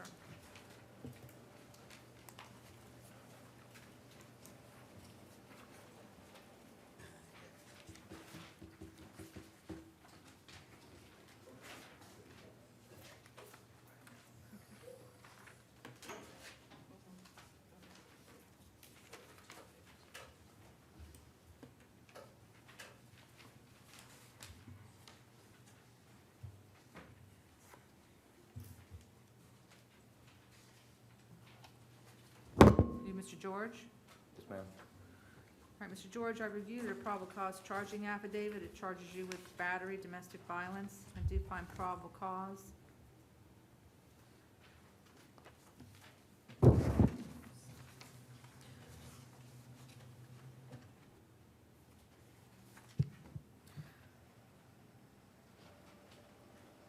I will set bond in the matter. I'll set it in the sum of $500. Conditions of your release will be that you have absolutely no contact with the named victim in the matter, not be in possession of any weapons or any firearms, no return. The time of this arrest, sir, for battery domestic violence, you are out on bond for the same type of offense, battery domestic violence, in 2019 CF 11121.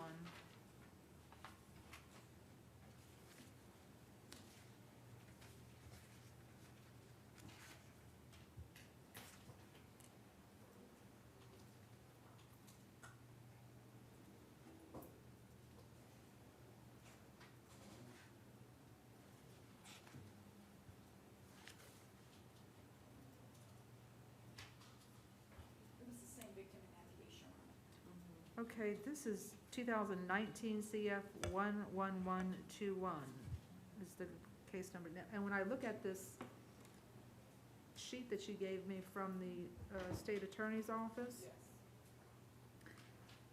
I'm not seeing that case number on there. It's on the third page, Your Honor. Is it on the third Yes, page? right here. Okay. All right, wonderful, thank you. 19 CF 11121, it's there. Okay, you're right, the same victim, Dana Cook. I will, sir, find reasonable grounds to believe, or probable cause to believe that you violated your conditions of pretrial release in that case, forfeit and street your bond, and hold you on no bond in that matter. Your Honor, may I be heard briefly as to the Autumn Bond case? Yes. I have in front of me on my computer a declination of prosecution that was executed by the victim. It appears, if it is filed, I'm not seeing it in the court file itself, but it is in our case management file. So I just wanted to bring that to the court's attention, and I can show the state as well. You can show the state. I don't know that it would change the court's position. I see that we do have someone in the box. Ma'am, what is your name? World. I'm sorry? She's for the next. She's for the next one? Okay.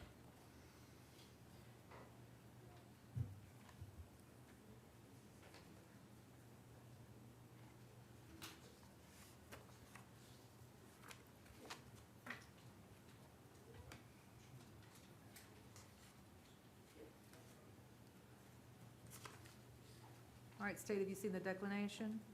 Yes, Your Honor. All right. Again, I don't know that it's going to change my position in the matter at all, given what I'm looking at and given the history. All right?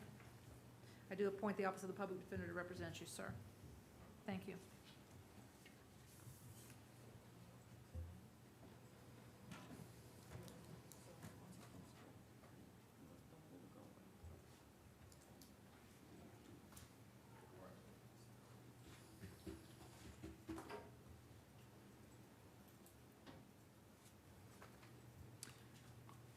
Sir, are you James Irwin? Yes, ma'am. All right, sir, I reviewed a probable cause charging affidavit. It charges you with battery, domestic violence. I do find probable cause. I will appoint the Office of the Public Defender to represent you.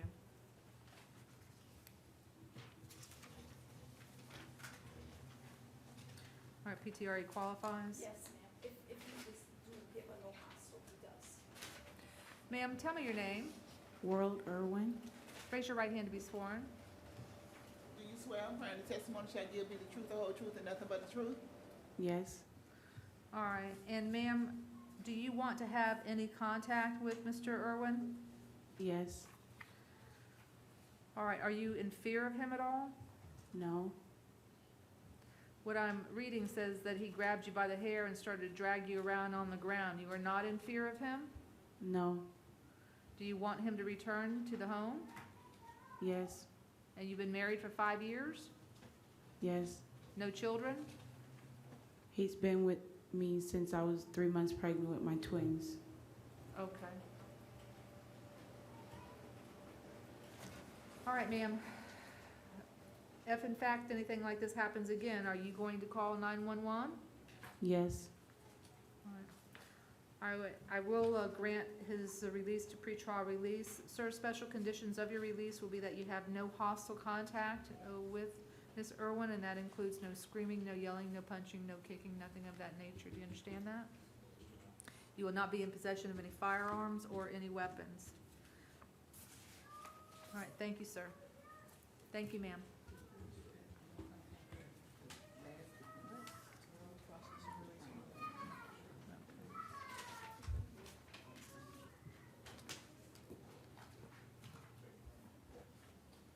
Katie and Johnson? On this next case, the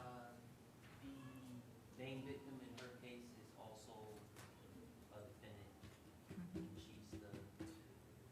Travenine Williams? Yes, Your Honor. You want both That would be of them? fine. Yeah, that would be actually preferable. We could have them both here together. His name is Travaine, Travaine Williams.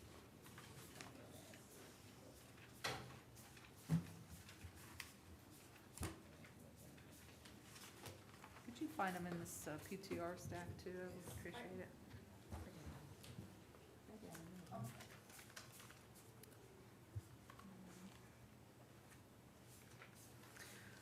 All right, ma'am, tell me your name. Katie Ann Johnson. And sir, your name? Trevane Williams. All right.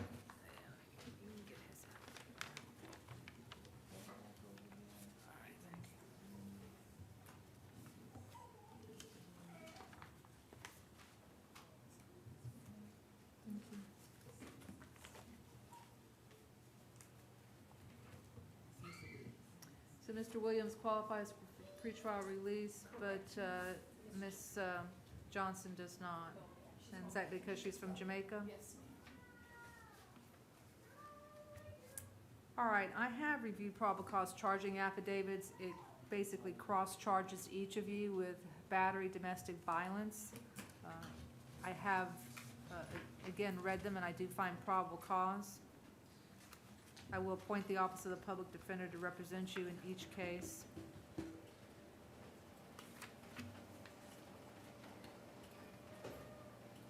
Where are the children at now, ma'am?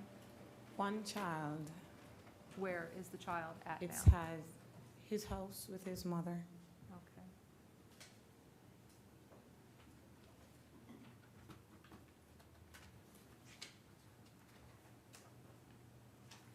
Okay.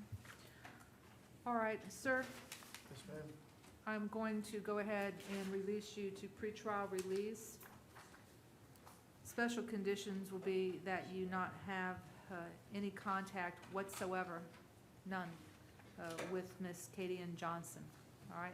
That includes third-party contact, that includes indirect contact, that includes posting things on social media designed to get to her. No contact is no contact. You will not be in possession of any weapons or any firearms. And I am appointing, as I said, the Office of the Public Defender to represent you in the matter. Ms. Johnson, I'm going to set bond in your case in the sum of $500. Do you have a passport? Yes. Okay, as a condition of your bond, I'm going to require that you turn your passport into the registry of the court. Conditions of your bond will be that you have no contact whatsoever with Mr. Williams. And again, you heard what I said to him. That means no contact directly, no contact indirectly, no posting things on social media designed to get to him. With regard to the child that is in common between the two of you, that child is with your mom, sir? Yes, ma'am. And does that child live in Jamaica with you, ma'am? Yes, ma'am.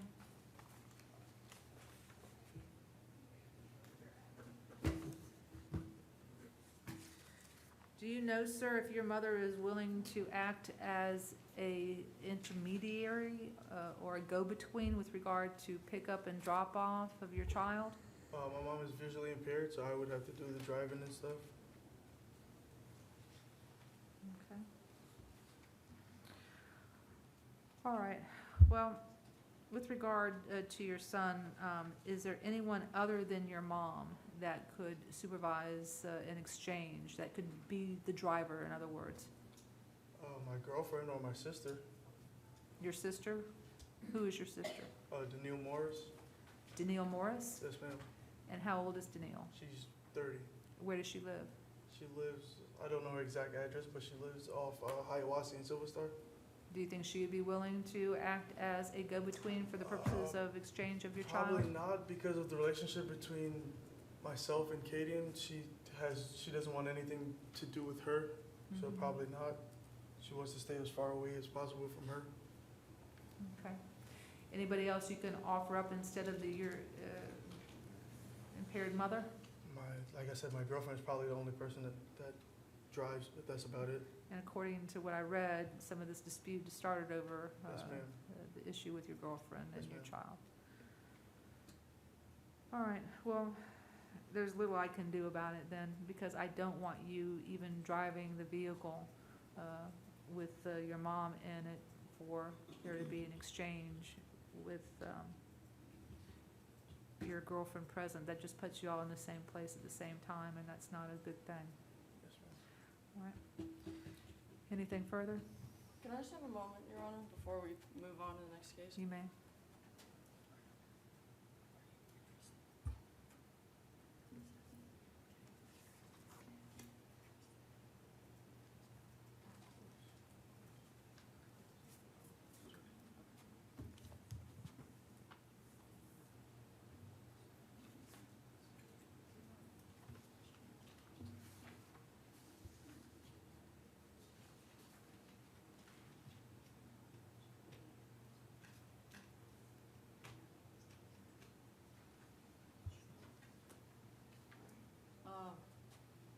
Your Honor, it seems as though both parties would actually like no hostile contact. I understand it puts the court in a difficult position. However, for purposes of the child that they have in common, it's the thing that seems to make the most sense for the situation.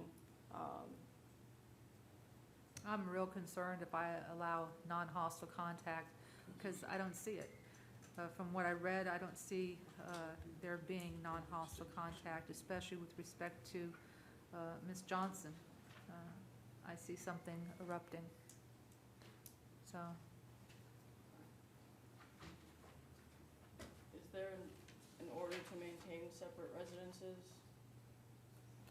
there is an order to maintain separate residences that is in place. Ma'am, let me speak to you for a moment. Ms. Johnson, where would you go once you're released to live, since I've said that you have to turn in your passport? To my cousin's house. And where's she at? He, Charles King, 7511 Surratt Street, Okay, and that's in here in Orlando. Orlando?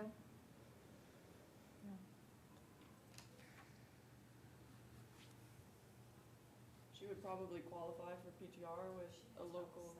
Right.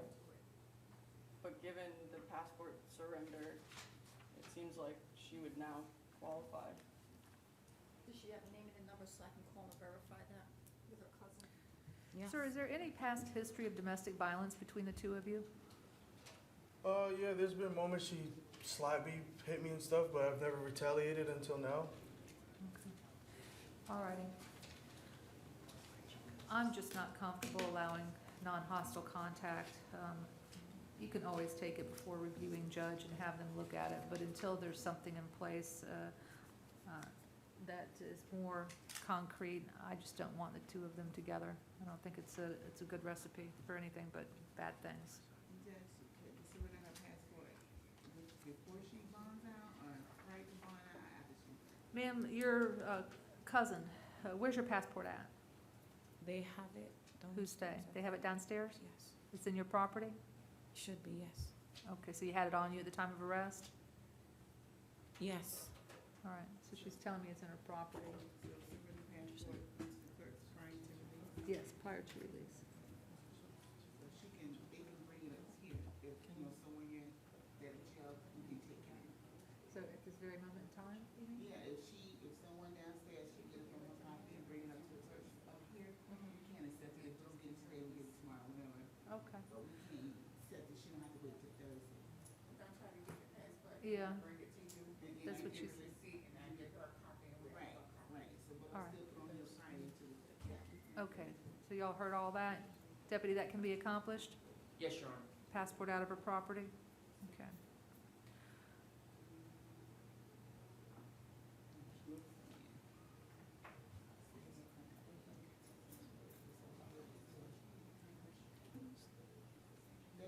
All right. Are we all good? Okay, all right, thank you both.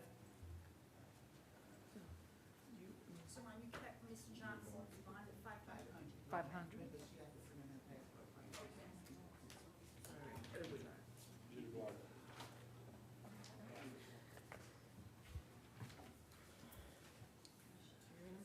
Carrie Landis?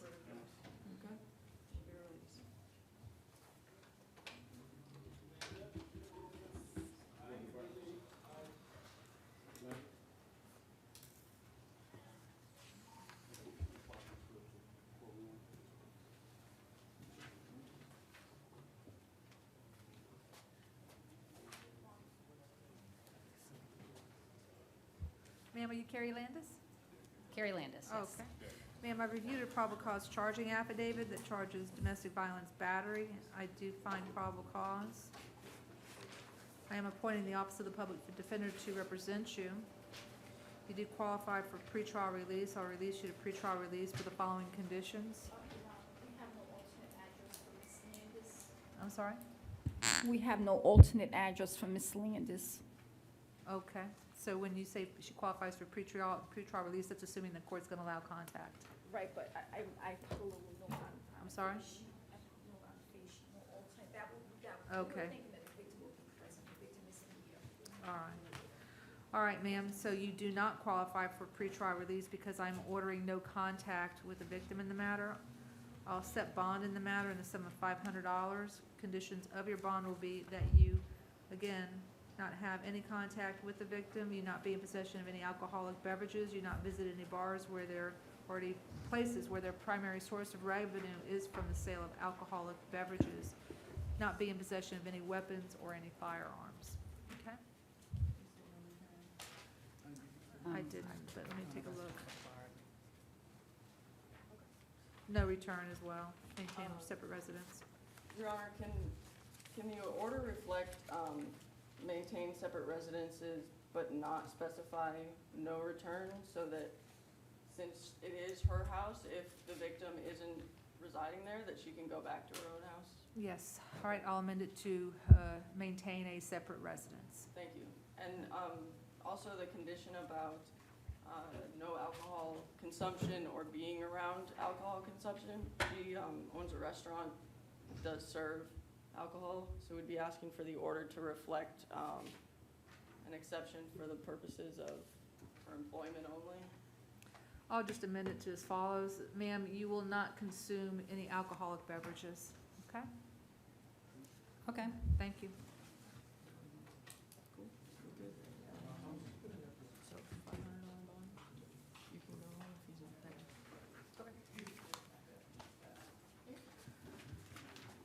Mariah Matos? Yes. All right, ma'am, I previously reviewed a probable cause charging affidavit that charges you with battery. I do find probable cause.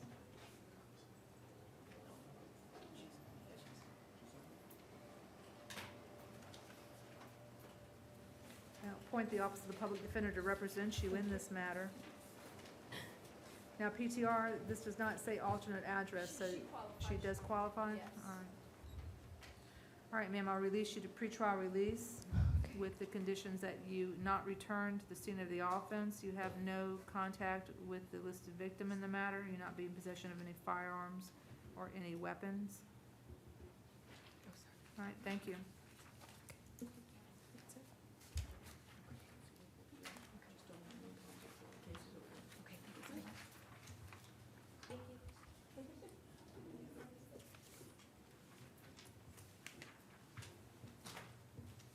Ryan McLuhan.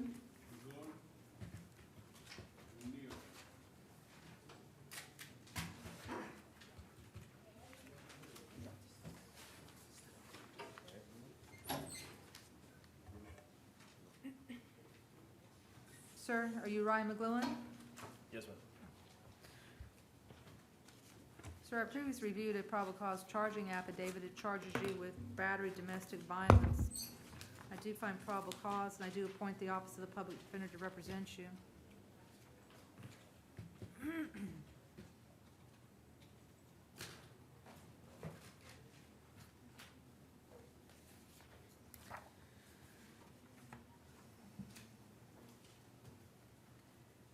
Ma'am, tell me your name.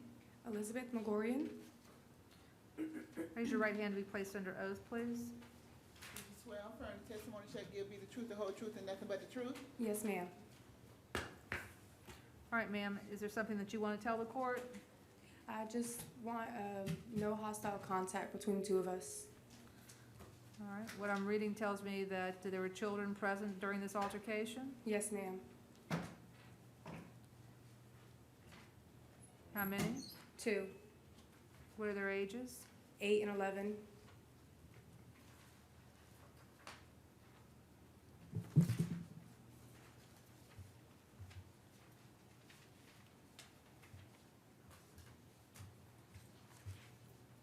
Has there been any history of domestic violence between the two of you? And I remind you, you are under oath. Yes, ma'am, in May.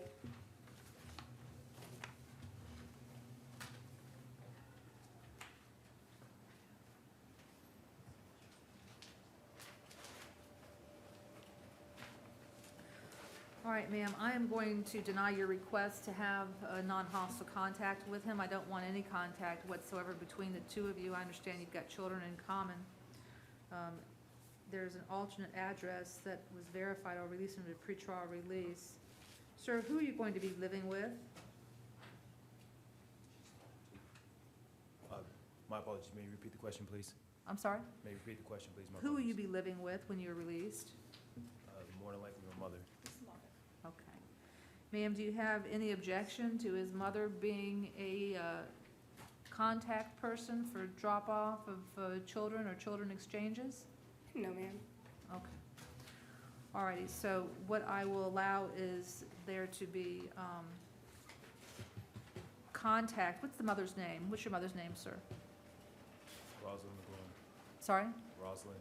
Rosalind? Yes. All right, so Rosalind McGloin would be the contact individual for the two of you to communicate with. I don't want you communicating with each other, not even about the kids, all right? Yes, ma'am. I want her to be the contact person who you call, and you'll have to work around her schedule as to when she can be the person to have the kids picked up and dropped off to her. Whatever time she tells you to drop the children off, then you do so, but you do not have any contact with Mr. McGloin if he's living with her. You Your understand Honor, that? the only form of transportation we have is one vehicle, and he provides the drop-off to and from work and school for my children and myself. I have nobody else. Okay. I'm not going to amend what I said, ma'am. Okay? Understand? So again, the mother will be the go-between, and you can communicate directly with the mother, okay? Yes, ma'am. All right, thank you. All right, we'd be in a very brief recess.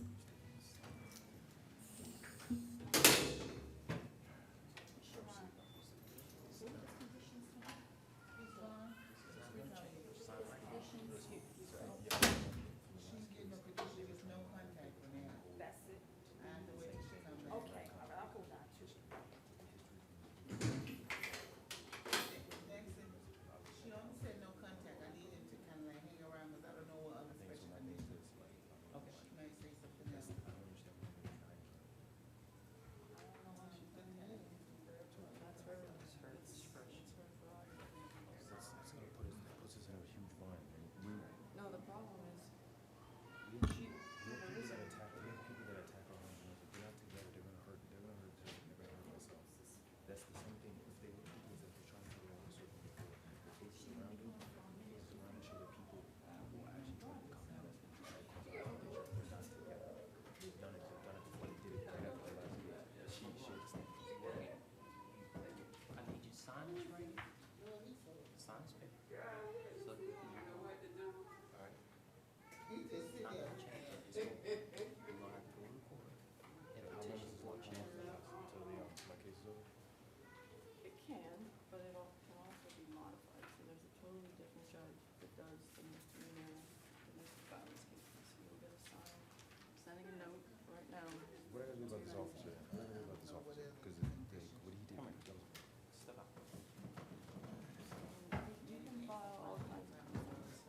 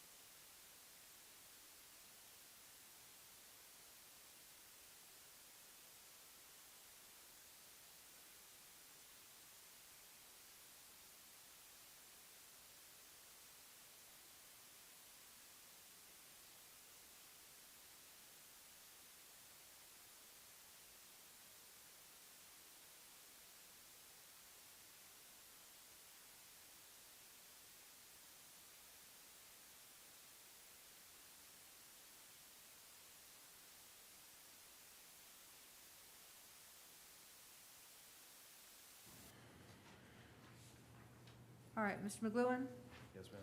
I wanted to let you know that I'm also ordering as to you that you are to not be in possession of any weapons or any firearms. I'm not, ma'am.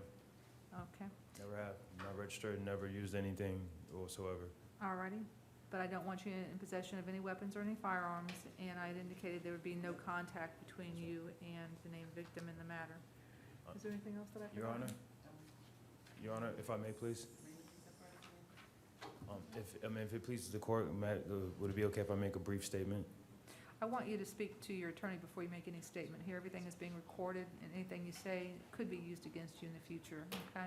So tell her first before you tell me. Also, sir, I am ordering that you maintain separate residences.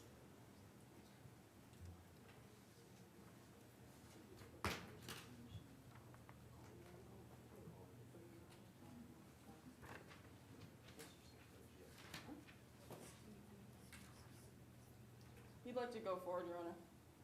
All right, sir, yes, you may. I don't believe your girlfriend is here, but you may. I understand, ma'am. Because, I know the situation shows a history of certain behavior.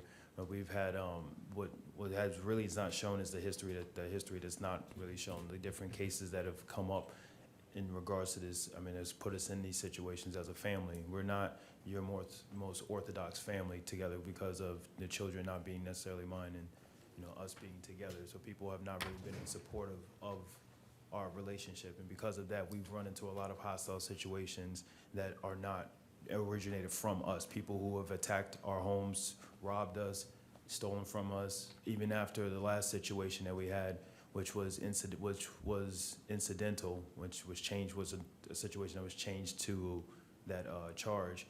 Whatever, even afterwards, we ran into an altercation to where we were attacked because individuals knew that I wasn't supposed to be in a hostile situation. So because of that, they've looked up, they put my address, my parents' address all over social media and just put where's about for us. The thing was that I understand why you may have made the decision. I was just asking for consideration on the matter for our family. Without us being together, we tend to be in worse situations than this one as it is, especially my girlfriend and I. And Okay. Sir, what I'm reading indicates that not only were the children present and observing the altercation between the two of you, but there also appeared to be injuries that the law enforcement officer observed. And I don't know, I can't speak to all of the other periphery things that you're telling me about. Only you can. But there does appear, from what I'm reading, to be probable cause to believe that there has been some violence between the two of you, and I just want to keep you away from each other, okay? I'm not going to, and it's not for indefinite. You can certainly apply to the judge that this is assigned to modify my no contact order. She can come into court, she can testify before that judge, but I am not going to, at this early stage, go ahead and allow any contact between the two of you, okay? I'm just not gonna do it. yes, ma'am. All right.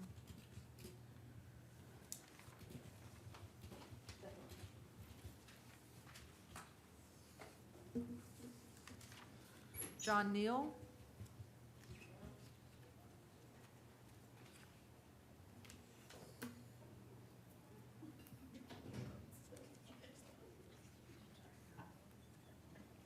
John Neal. Yes, ma'am. All right. All right, sir, I reviewed a probable cause charging affidavit. It does charge you with battery, domestic violence. I do find probable cause.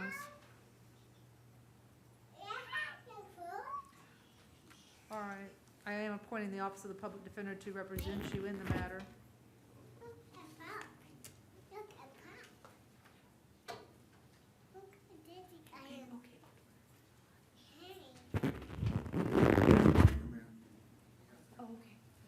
All right, ma'am, tell me your name. Adrienne Regalato. All right. And who do you have with you, Adrienne? I'm sorry? Who do you have with you? I have our two sons, John Neal III and Phineas Neal. Okay. Did you have anyone that could be a babysitter for you today and watch those two boys? Not today. This all happened very quickly for us. Okay. So you wanted to say something to the court, is that right? Yes. All right, well, I want you to raise your right hand to be sworn in, please. You swear affirm the testimony shall give you the truth, the whole truth, and nothing but the truth? Yes. All right, ma'am, what is it that you want to tell me? I mean, I've never actually pressed charges before. Can you sit down on the floor and play? So I'm not familiar with exactly how this goes.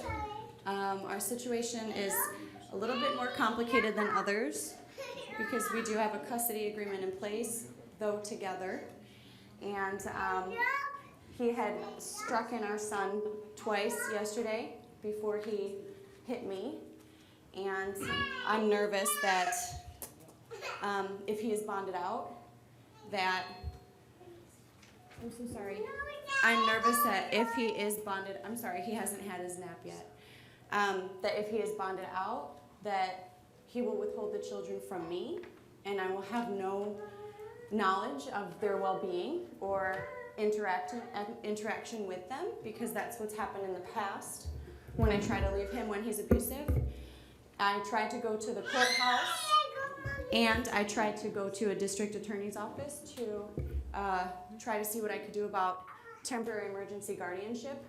Everything is closed, and I don't know what things there can be put in place that not only would something protect me from him, but also protect my children and allow them to be in my care until things are determined further. All right, I'm PTR, he also doesn't qualify for pretrial release because there's no alternate address that you could verify. Is that what's happening? Yeah, Sean, he was held back disabled, so we didn't have an opportunity to introduce. Okay. All right, yes, ma'am. I also have. Come here. I'm so sorry. I also have concerns of his cocaine use. I'm saying it from a place of I want it to be addressed and maybe a test to be done so that way he can possibly get some kind of treatment or figure out a way to not have it be a part of his life, because I think that contributes to the mood swings and when things escalate. I'm pretty sure that's involved in it all. All right, so I'm taking it from what you're saying that you do not want any contact with him and you want to somehow ensure that the court address possible cocaine use or abuse, correct? Is that Yes, it in a ma'am. nutshell? Okay. For the sake of if it is an active issue, it can be handled, like All right. treatment or something. And you said you had a parenting plan in place while you were both living in the same household. Did you visit an attorney with regard to that parenting plan? We have a custody agreement in place, but we've been living together since I came back last in December of 2018. And we have been just living and, I'm so sorry, we've been living and interacting just as a family. Okay. All right, thank you. All right, anything further before I set bond? Your Honor, I just would ask the court for a couple of moments here. I see some information on the clerk's side in reference to the potential custody agreement that the victim's speaking of, so I just want a chance to look it over before I make any kind of argument. Ma'am, I'm gonna ask that you bring the boys outside, and if I need anything further from you, I'll have you come back in that room, please. Thank you. Thank you. Thank you. Thank you. Thank you. Thank you.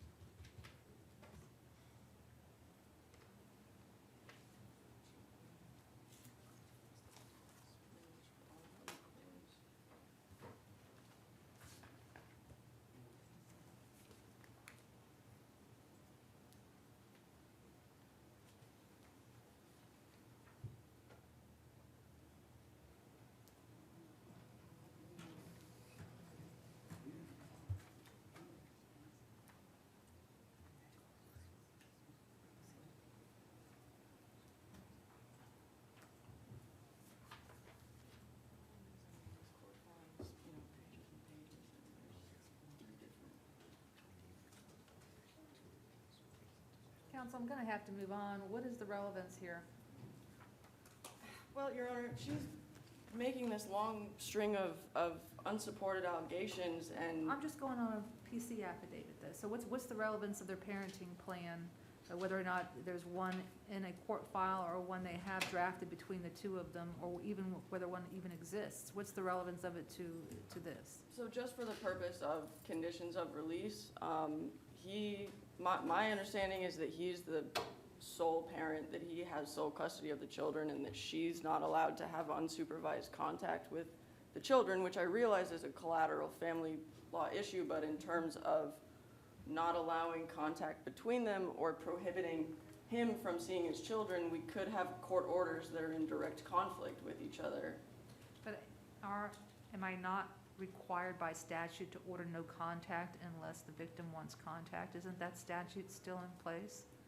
For her, yes, but I don't think that the court has to I haven't order. talked about the kids. Right, I haven't said anything about the kids. understood.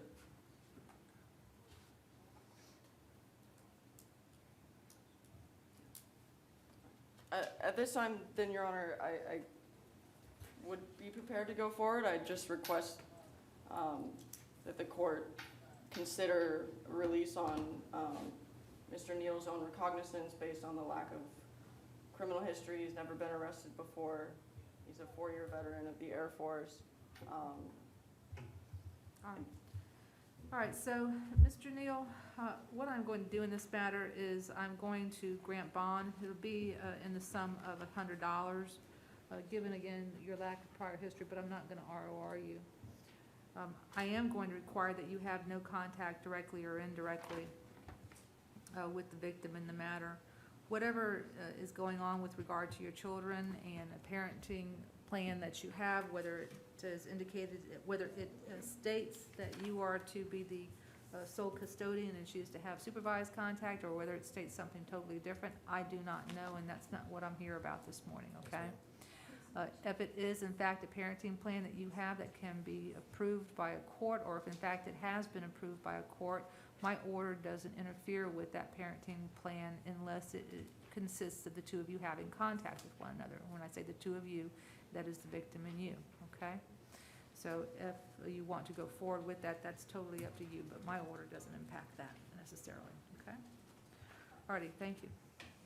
So at this point, Your Honor, is the Maintain court separate authorizing some kind of third-party transportation between?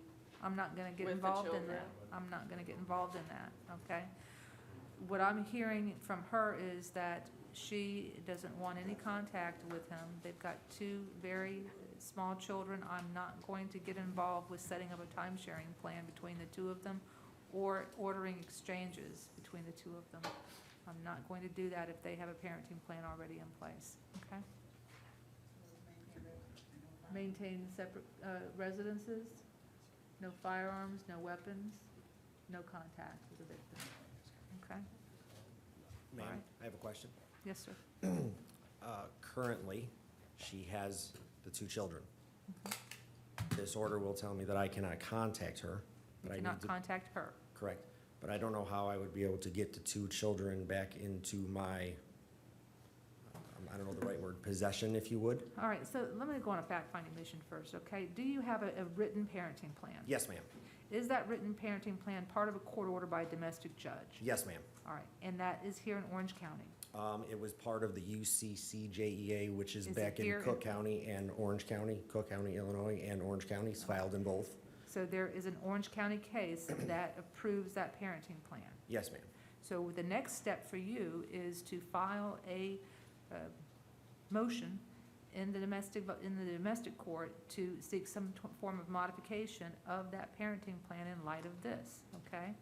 It is not for me, as the IA judge, to sit here and ferret out between the 2 of you what the parenting plan is, what it is not, whether or not it's been approved by a court, and make modifications to that parenting plan. I'm telling you that you can have no contact with her. Now, you're telling me that the parenting plan, by its very nature, as most parenting plans do, require that the 2 of you have contact. I get that.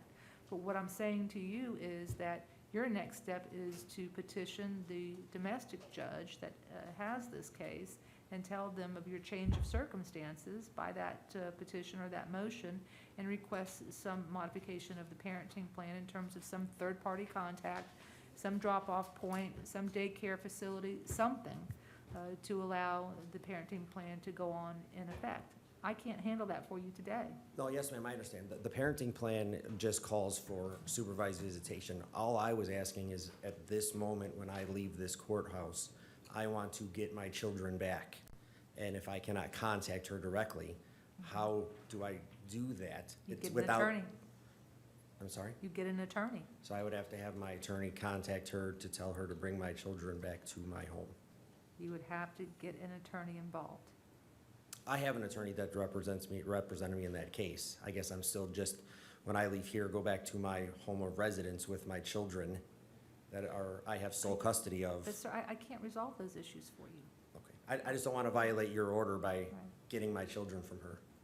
You would be violating my order by getting your children from And that's why I was just asking as a resolution of how I would be able to get the children since they're in this building.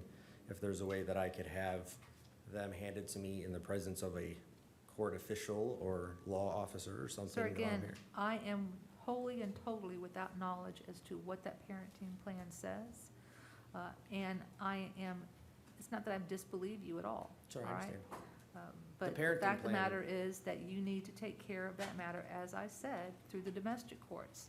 And if it entails hiring an attorney so that you don't have any direct contact with her, then that's what it entails. If it entails you filing out a pro se motion and going before the judge on an emergency basis to get your children from her because she's not have supervised contact with them, you can do that too. You can do this by yourself as well, and you don't necessarily need an attorney. All I'm trying to tell you is I cannot resolve those issues for you at this point in time. Yes, ma'am. Okay? All right, thank you.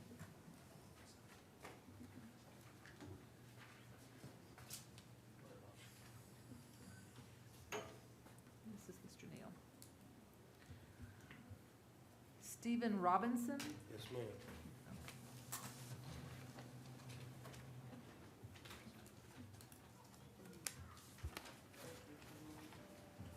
All right, Mr. Robinson, I reviewed a probable cause charging affidavit that charges you with battery domestic violence. I do find probable cause.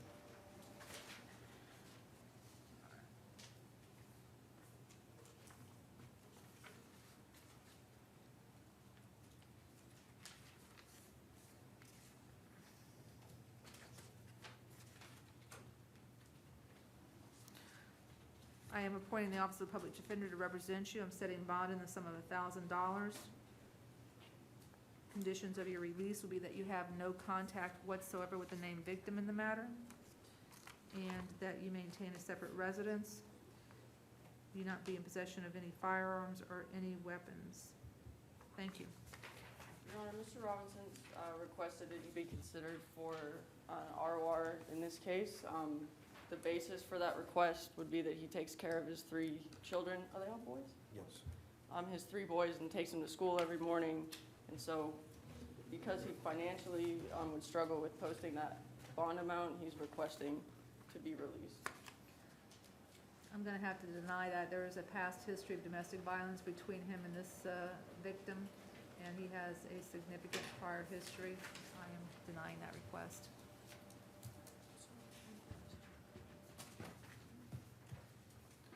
Cody Rogers.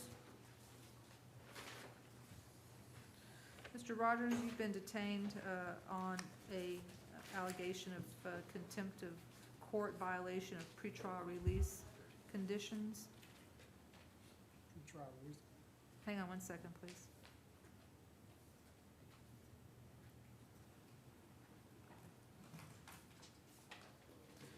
All right. I do find probable cause. I'll appoint the Office of the Public Defender to represent you. And bond will be set in this matter in the sum of $1,000. Again, you are to have no contact with the victim in the matter, and that means no direct contact, that means no indirect contact, that means no texting, no emailing, no social media. There is an active warrant out of Escambia County for assault, and apparently they will not extradite. Your Honor, it appears, oh, I'm sorry. Go ahead. It appears as though this is an add-on charge and Mr. Rogers has been in jail for a number of weeks. Could the court just put on the record the name of the victim and the offense date for this case? Okay. I don't have it in front of me anymore.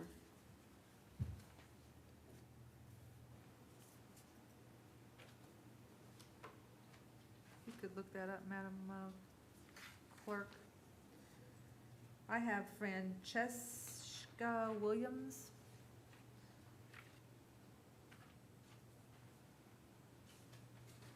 So that's who you can contact. Looks like it's 2019 CF 12186.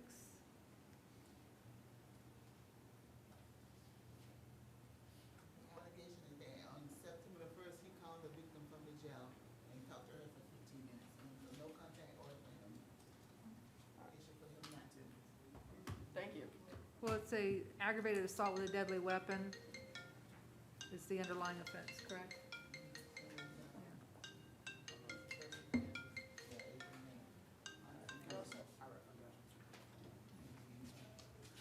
Thank you. Sorry about that. I didn't have it in front All of right, me thank you. anymore.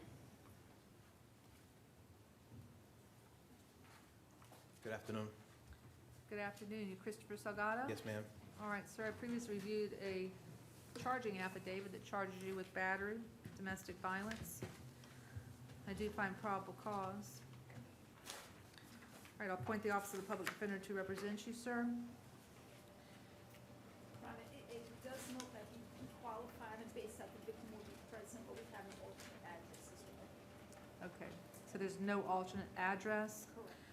I will set bond in the sum of $500. Sir, conditions of your release will be that you not return to the scene of the offense, you maintain separate residences, you not have any contact whatsoever with the victim in the matter, you not be in possession of any firearms or any weapons.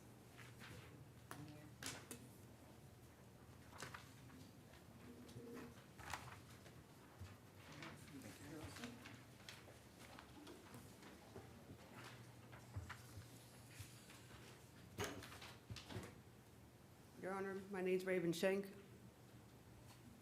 All right.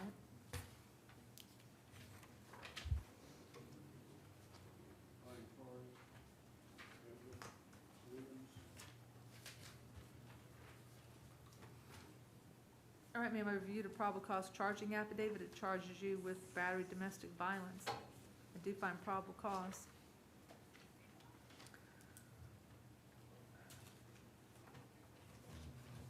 I will release you to pretrial release.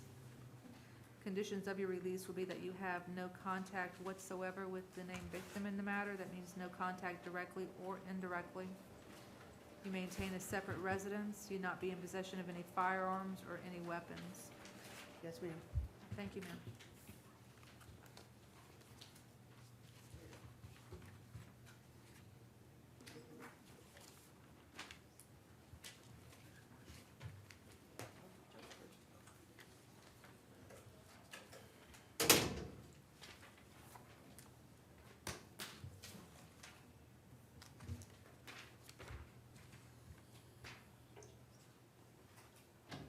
Brian Torres? Yes, ma'am. Do they still have Power to Moon downtown? Oh, it's I Drive, huh? Ma'am?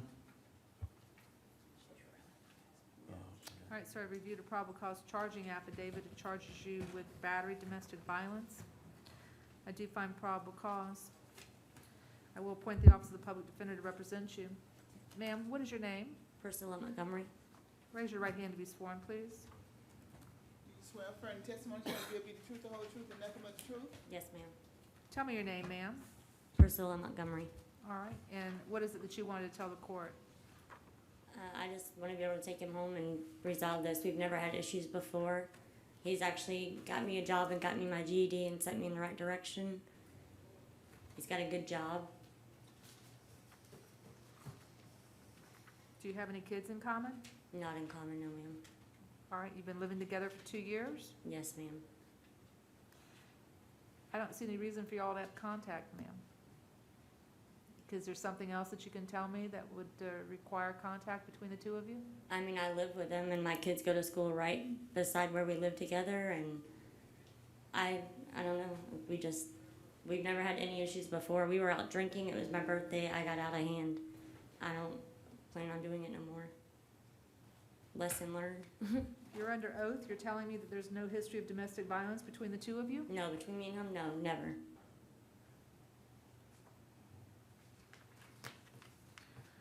All right, ma'am, I'll go ahead and allow contact between the two of you. It'll be no hostile contact. I will release them to pretrial release. Sir, you will not be in possession of any alcohol. I want you screened to determine whether or not you are using alcohol, so I want random drops. Do you understand that? Yes, ma'am. All right, you are not to visit any establishments where their primary source of revenue is from the sale of alcoholic beverages, such as Howl at the Moon, et cetera, okay? Yes, ma'am. All right. Anything further? All right, thank you. Thank you. Is he getting out on bond and I can bond him, or? He's being straight released to pretrial release without monetary conditions, but he does have the condition of a random urinalysis for the presence of alcoholic Okay. beverages. Thank you. All right. Oh, you guys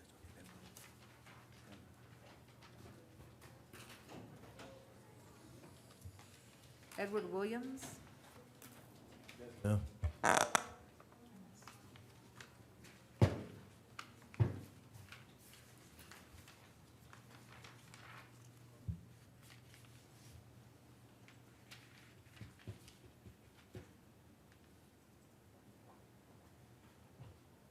So I reviewed a probable cause charging affidavit. It charges you with domestic violence battery. I do find probable cause. I will appoint the Office of the Public Defender to represent you. I will set bond in the sum of $500. Conditions of your release will be that you have absolutely no contact with the victim in the matter. You maintain separate residences, not be in possession of any firearms or any weapons. Yes, ma'am. Thank you, sir.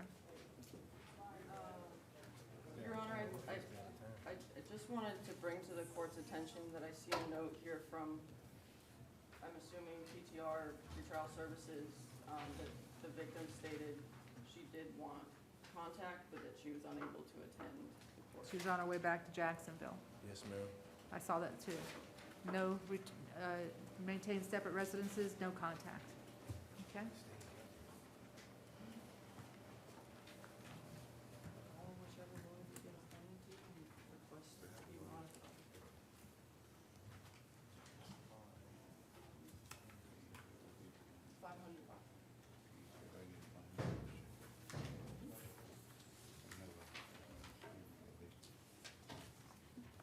You have James Bostic? Yes, ma'am. How you doing, Mr. Bostic?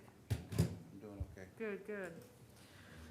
All right, Mr. Bostic, I'm looking at a probable cause charging affidavit. It charges you with grand theft of a firearm. Then there's another one charging you with possession of a weapon by a convicted felon, possession of cocaine with intent, carrying a concealed unlicensed firearm, possession of cocaine and drug paraphernalia.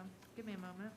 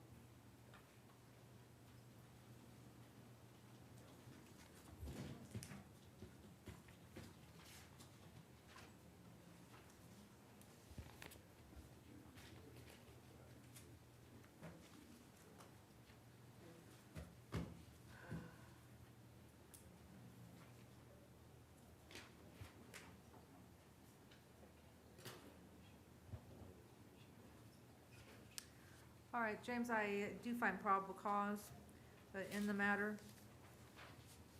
I am appointing the Office of the Public Defender to represent you. All right.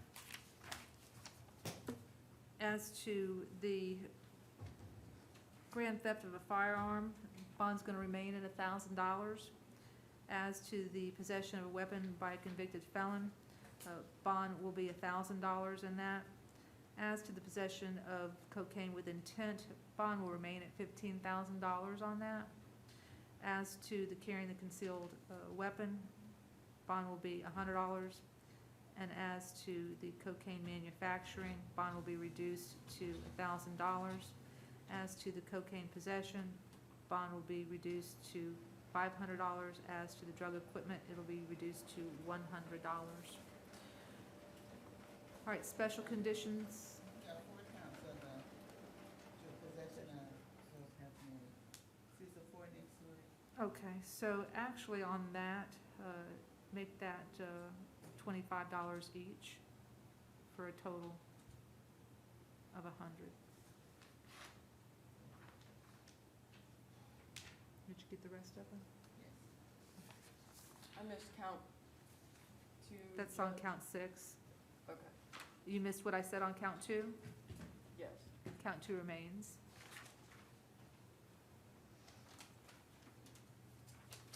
All right. Now, you said there were conditions, you want to say, please?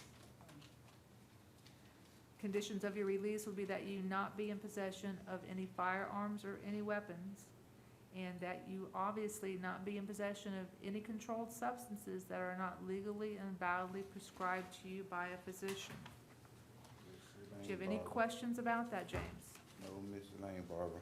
Okay. All right, James. All right, thank you. Oh, James and I know each other, don't we, James? You know my mama passed. Oh, did she really? Yes, ma'am. I'm sorry to hear that, James. She was good people. She really was. I'm sorry to hear that.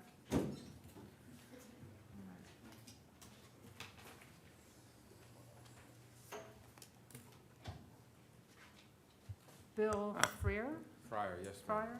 Morning. All right, Mr. Fryer, a judge has executed a warrant for your arrest finding probable cause for grand theft motor vehicle. Bond has been set in the sum of $500 in that matter. I will appoint the Office of the Public Defender to represent you. Bond will remain as set. And any conditions that were imposed will remain as set. Fryers.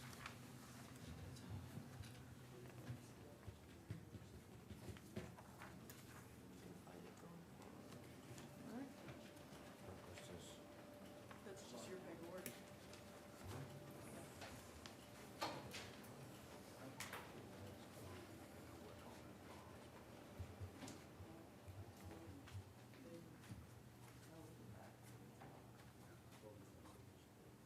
Next up, we have Percy Green.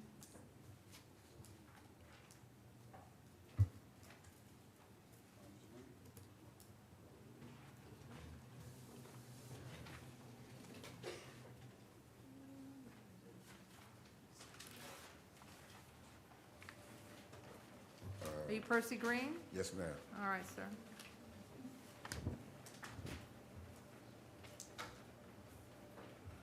So I reviewed a probable cause charging affidavit that charges you with open container. It also charges you with the possession of cocaine and drug paraphernalia. I do find probable cause as to each. I'll appoint the Office of the Public Defender to represent you.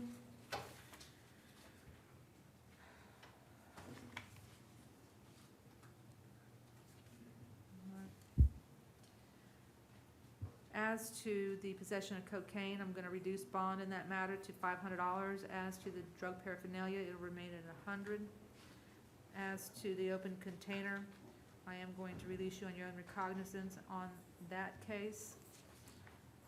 And conditions of your release, sir, will be that you not return to the scene of the offense, and that you not be in possession of any controlled substances that are not legally and validly prescribed to you by a physician.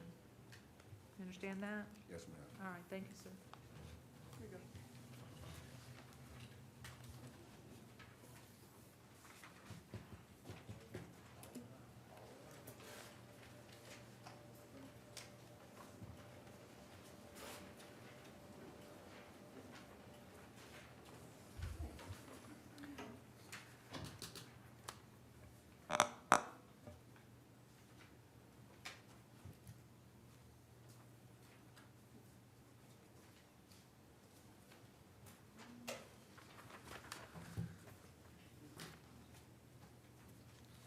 And this is Richard Hall.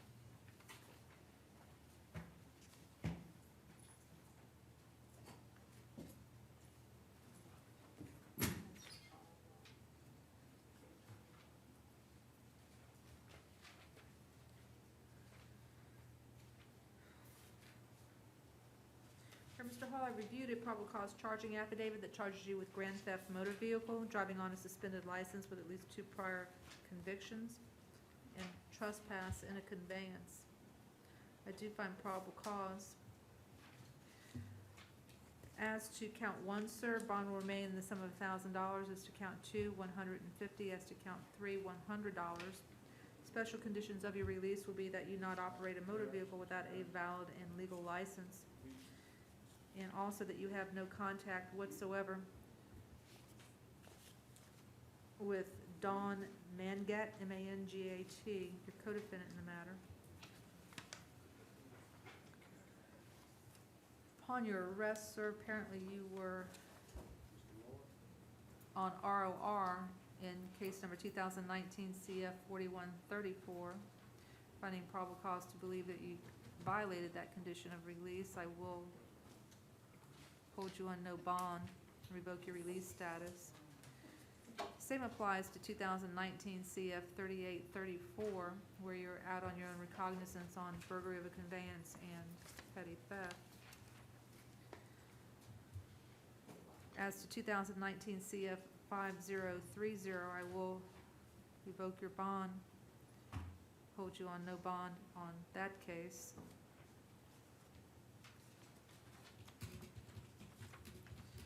As to 2019 CF 6154, you were out on ROR on that grand theft. I do revoke your release status, hold you on no bond on that. 2019 CF 3293, you were out on bond. I will revoke your bonds in that matter. For the record, the defendant has left the courtroom. I will continue. And he'll be held on no bond in that matter. And in 2019 CF 3535, he was out on his own recognizance on driving on a suspended license and burglary. And I am revoking his release status and holding him on no bond in that matter. I didn't say so previously. The Office of the Public Defender is appointed to represent him.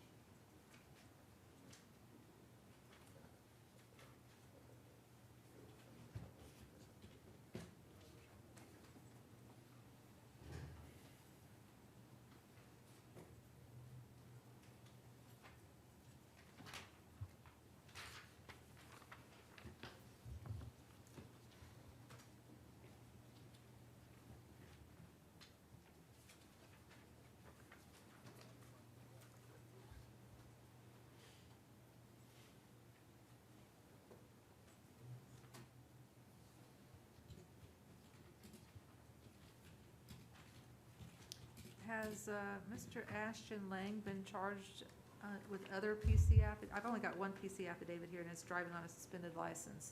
Are there other charges that were issued out of this factual basis, or am I missing something?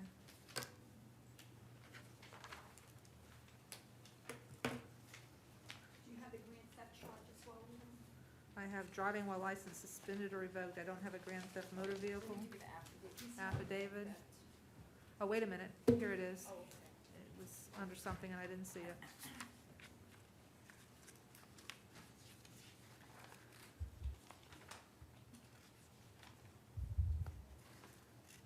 All right, so I've reviewed probable cause charging affidavit. It charges you in one with grand theft motor vehicle. I do find probable cause, and it charges you in the other with driving on a suspended license in that matter.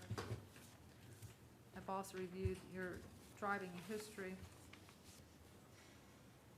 I do find probable cause. I will appoint the Office of the Public Defender to represent you. Bond will remain at $500 and you're driving on a suspended license charge. Special conditions of your release will be that you not operate a motor vehicle without a valid and lawful license. As to the grand theft third degree, in that matter, sir, bond will remain at, actually, I'm going to increase bond in that matter to the sum of $3,500. Conditions of your release will be that you have no contact with the victim in the matter.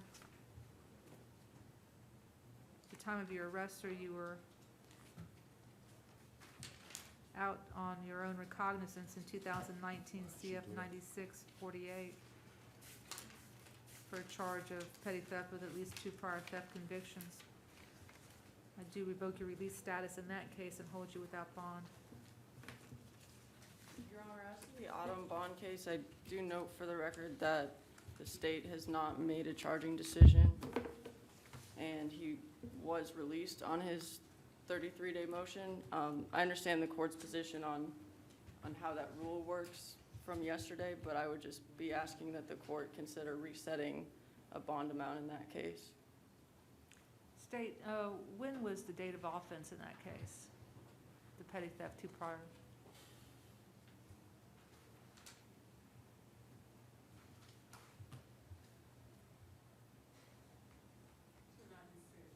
$96.48, yeah, 2019, $96.48. Oh, you said July the 6th? Yes, ma'am. I'm going to deny your request. All right, all right, thank you.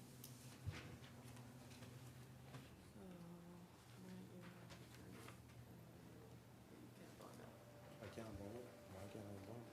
Because you're out of bond case, she would be able to bond. All right, next up, we have Kenson Lloyd.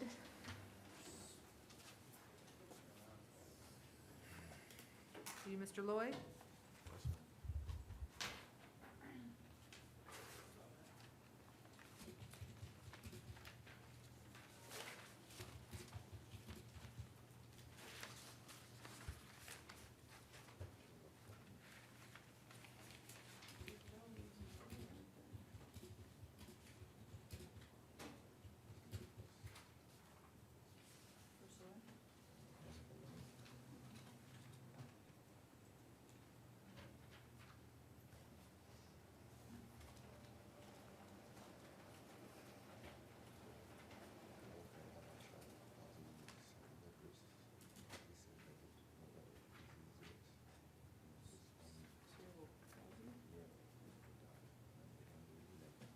Mr. Lloyd, I've reviewed a probable cause charging affidavit that charges you with possession of a controlled substance without a prescription. It also charges you with carrying a concealed weapon.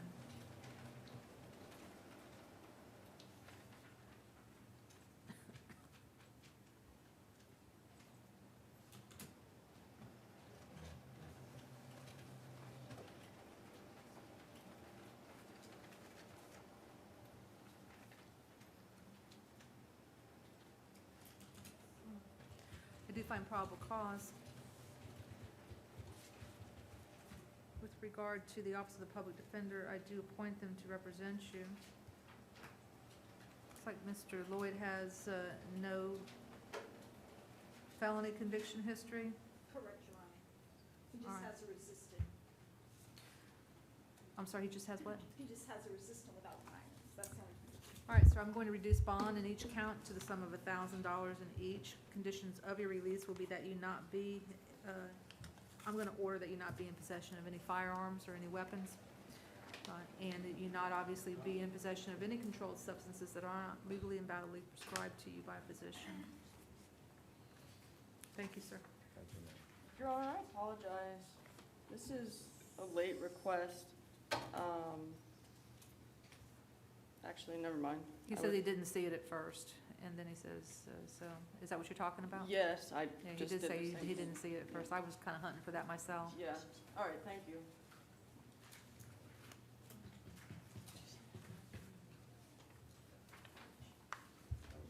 Next up, we have Dawn Mangat.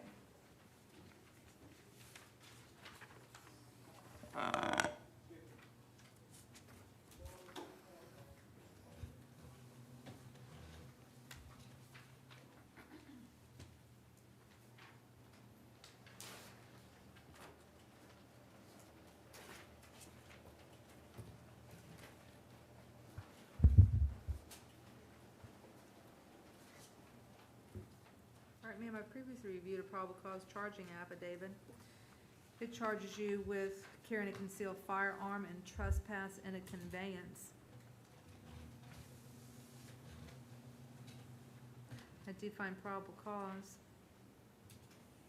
I will appoint the Office of the Public Defender to represent you.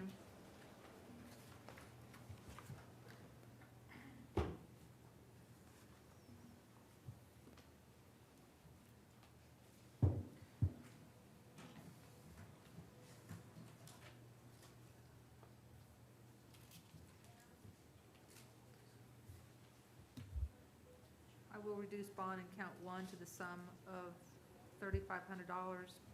As to count 2 will remain at 100. Conditions of your release will be that you have no contact whatsoever with a co-defendant in the matter.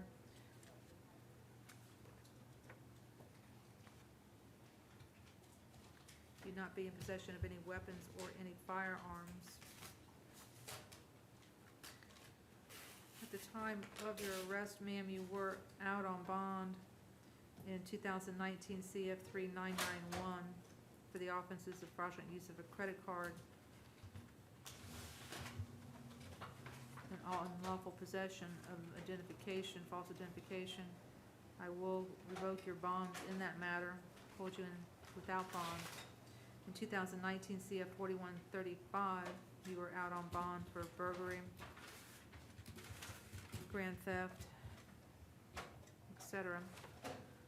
I will also revoke your bond in that matter, hold you on a no bond status in that case. Your Honor, as to, I'm sorry, go ahead. Yes, Your Honor, as to 19 CF 4135, that case was no bill by the state Okay. on August 29th. All right, thank you for that. So then it will only be a no bond status as to the other case, 19 CF 3991. No action on the other issues, so it was no bill. All right, so I'm gonna, Robert Fisher. Yeah. Are you gonna give him this one? Yeah, so this one right here. No. All right. So you'll let him know that your bond got revoked on that. If I can get a hold of him there. Step up, Mr. Manning. All right, we have Manny O'Benson. You Manny? Yes, All right.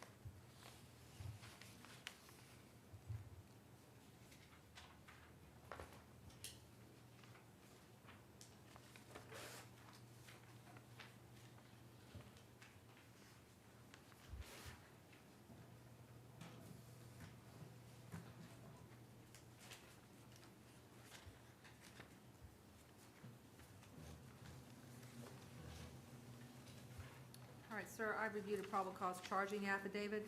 It charges you with fleeing or attempting to elude a law enforcement officer. It charges you in count 2 with resisting an officer without violence. It charges you in count 3 with reckless driving, and the other affidavit charges you with driving on a suspended license. I don't have David right now. I'm going to. See if you wouldn't mind. Thank you.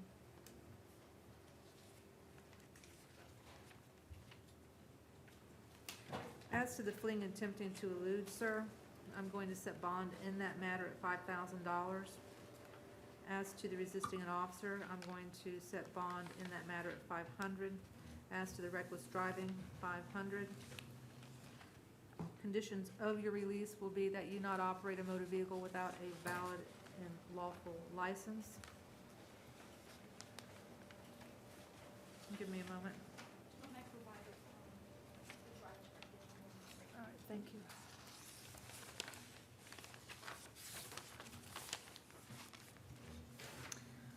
All right, I do find probable cause as to the driving on a suspended license. Set bond in that matter in the sum of $500. Same condition of release, that you not operate a motor vehicle without a valid and lawful license. And if I didn't say so previously, I'm appointing the Office of the Public Defender to represent you. Your Honor, given the lack of criminal history for Mr. Manning, would the court consider reducing count 1 from 5,000? No, I'm specifically finding that given his driving pattern and his fleeing from law enforcement, he presented a danger to the community. He presented a danger to other motor vehicle operators. Specifically, they had to slam on their brakes and get out of the way, and his driving pattern was extremely reckless and dangerous to the public. Understood, thank you. Okay, thank you.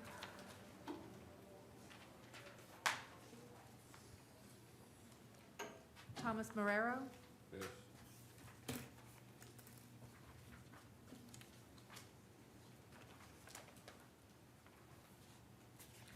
Sir, there's a probable cause charging affidavit that charges you with possession of cocaine and possession of drug paraphernalia.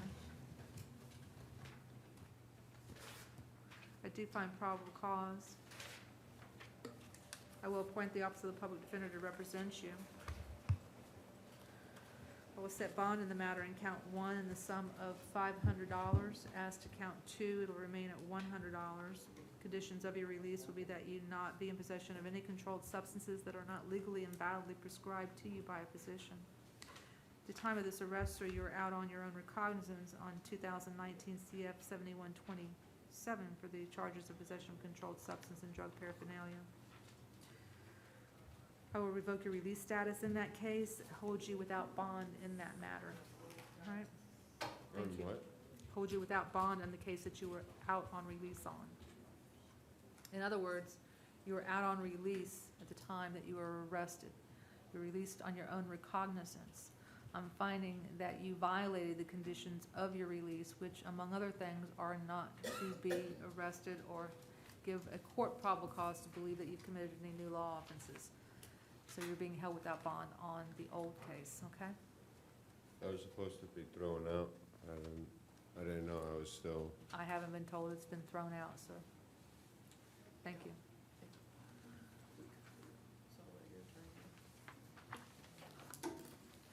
Whitney Osborne?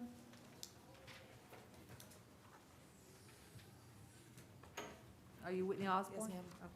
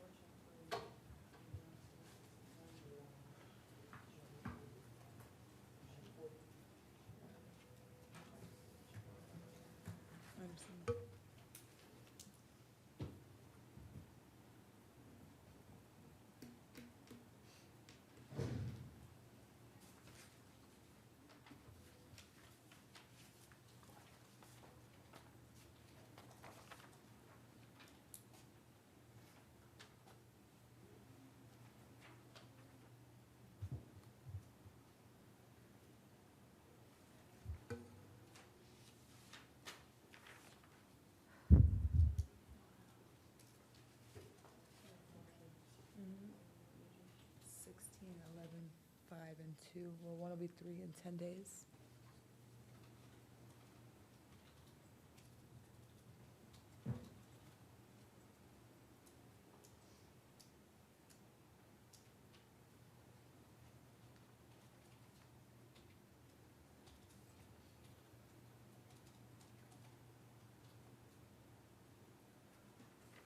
All right, ma'am, I reviewed a probable cause charging affidavit. It charges you with possession of amphetamine, possession of drug paraphernalia, providing false information to a law enforcement officer, possession of laplazoram, and trafficking in morphine over 14 grams, but under 28. I do find probable cause. I will appoint the Office of the Public Defender to represent you in the matter.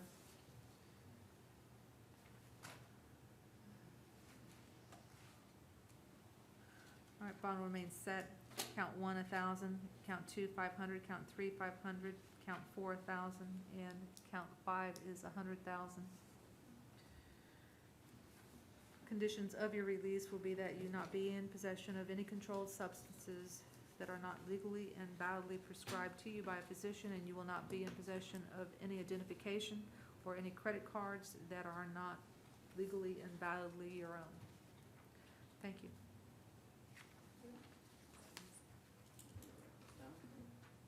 No, I have one here, the bottom line. Yeah, yeah.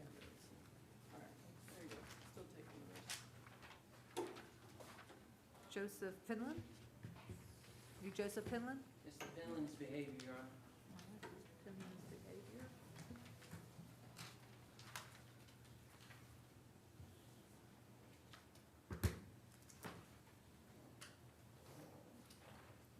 Are you Mr. Robinson? Yes, ma'am.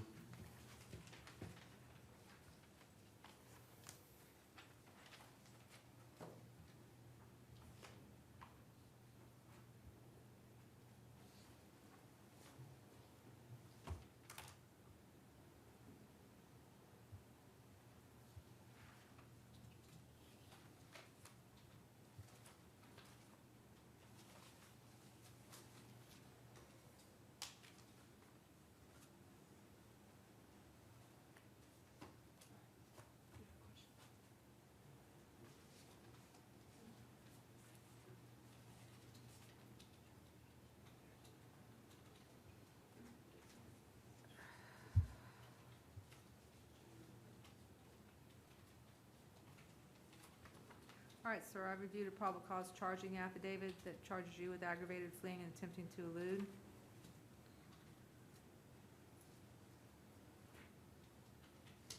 Actually, what it charges is fleeing and attempting to elude a law enforcement officer with disregard for safety causing injury or death.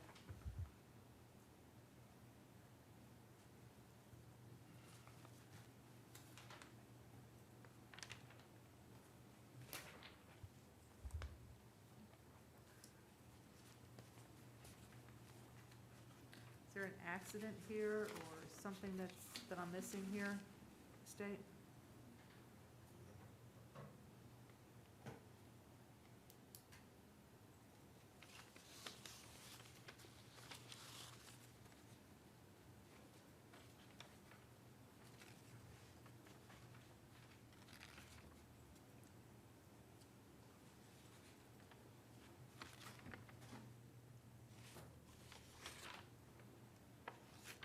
I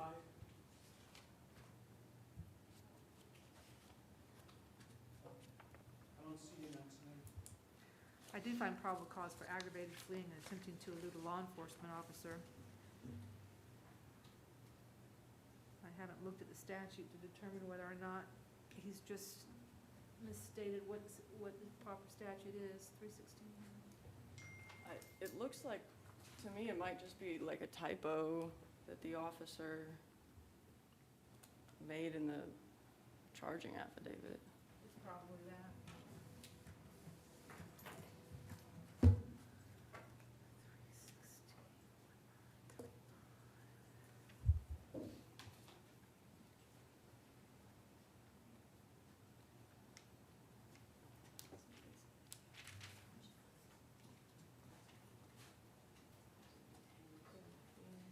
Yeah, 3161935 subsection 3 3B is what he has on the affidavit.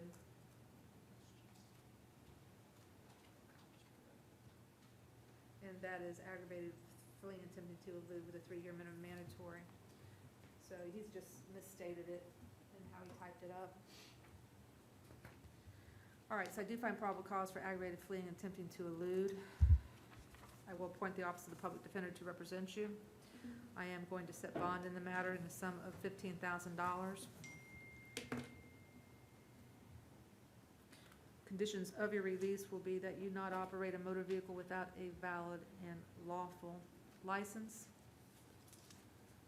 All right, thank you, sir.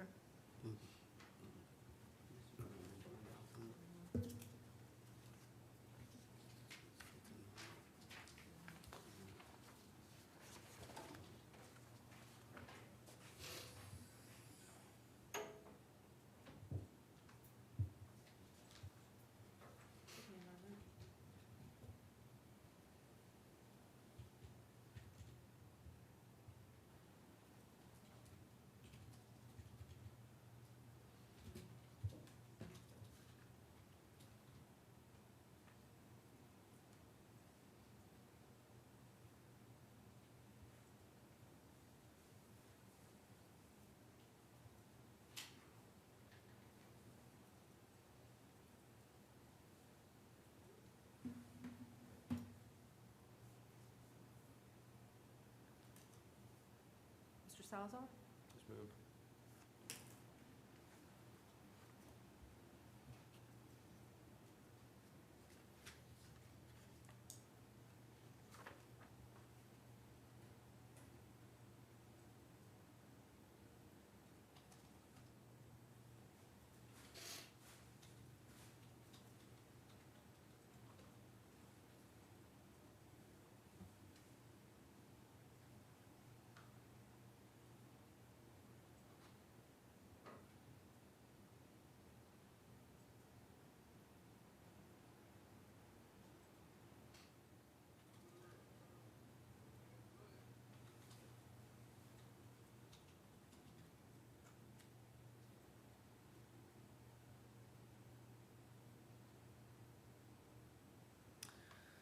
All right, Mr. Salazar, I reviewed a probable cause charging affidavit that charges you with aggravated assault with a weapon, burglary of a dwelling, with an assault or battery therein, and criminal mischief.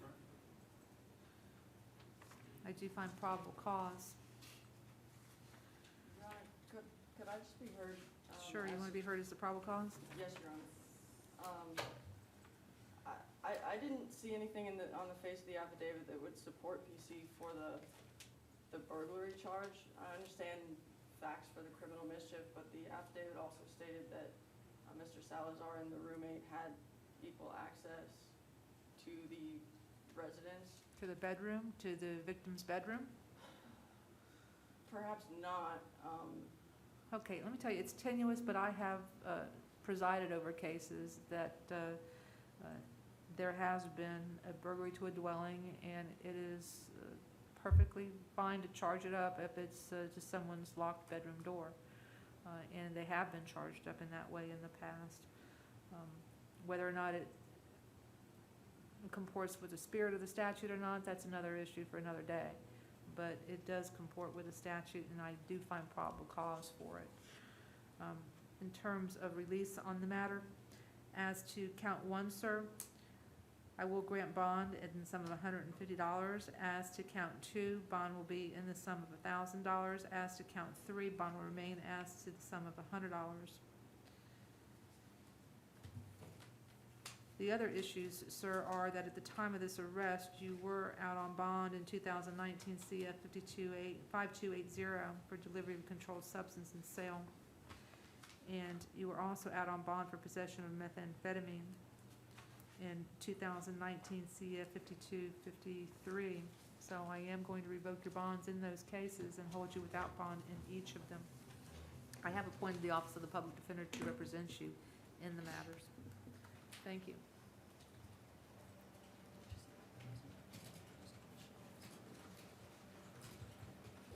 Oh. I'll let your other attorneys know.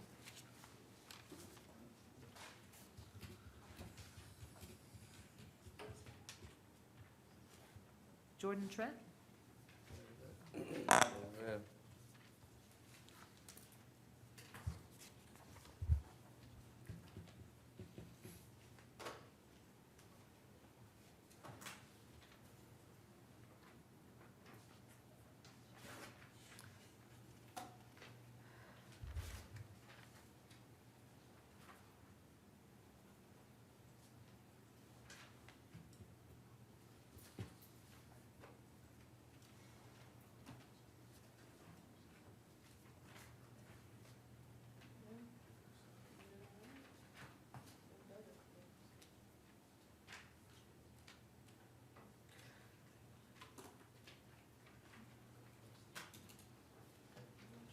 All right, sir, I've reviewed a probable cause charging affidavit that charges you with robbery by sudden snatching. I will find probable cause. I will appoint the Office of the Public Defender to represent you. As to this matter, sir, I am going to reduce bond to the sum of $1,000.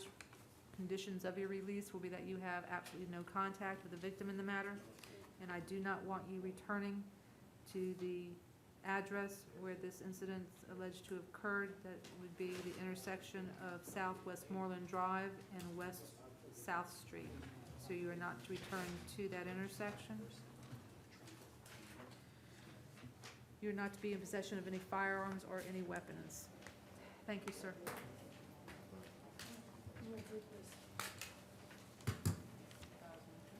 Your Honor, Mr. Burst is bonded. Thank you. Mr. Clark, also bonded. All right, thank you. Stephanie. We got Lorraine Stephanie, but you said Clark bonded? Yes, Your Honor. I don't know where. Yeah, we haven't got up to him yet. Stephanie Bond, she bonded also.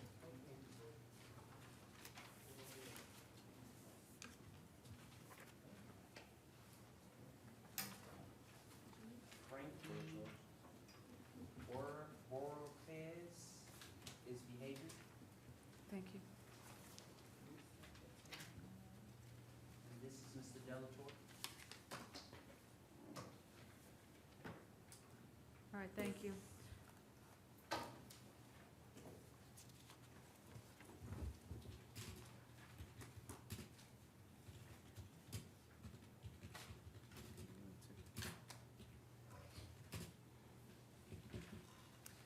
So I reviewed a probable cause charging affidavit that charges you with possession of cannabis under 20 grams. I do find probable cause.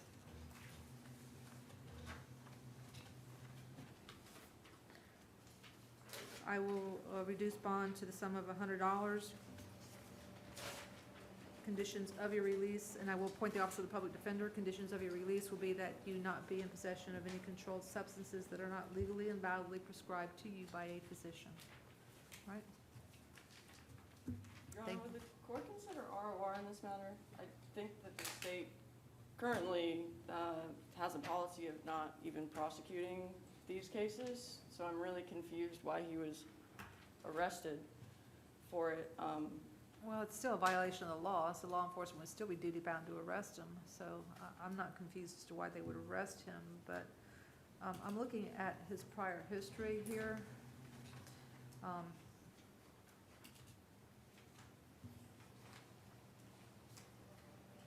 It's not significant, but it is some drug charges. I'll grant your request and release him on his own recognizance in this matter.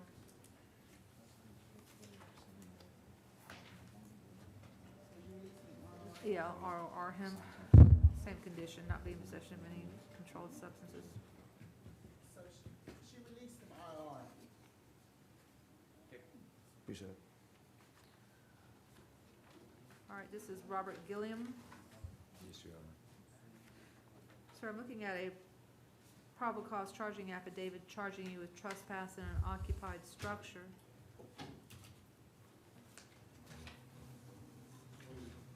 Your Honor, it's supposed to be trespass after warning?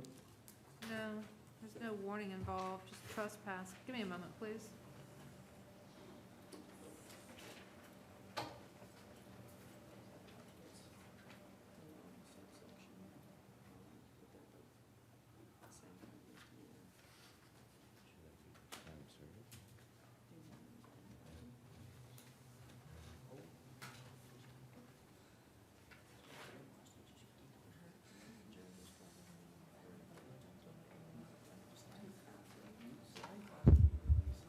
state?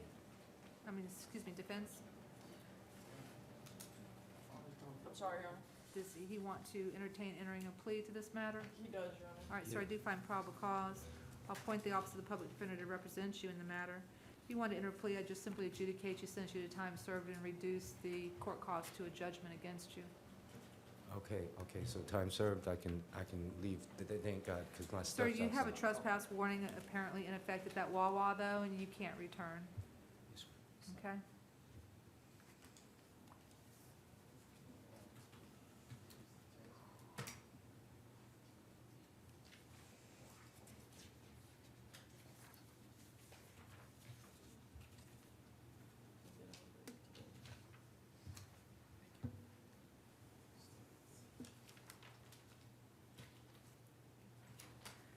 Sir, is this your signature on the plea form?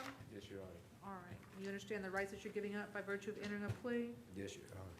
All right. And I'll go ahead and adjudicate you guilty, sir, of trespass, sentence you to time served. It was in the paperwork, I don't know why. Sentence you to time served and reduce the court cost to a civil judgment against you. Thank you.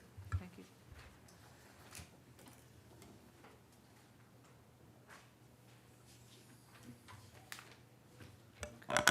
Alexander Sweeney? Yes.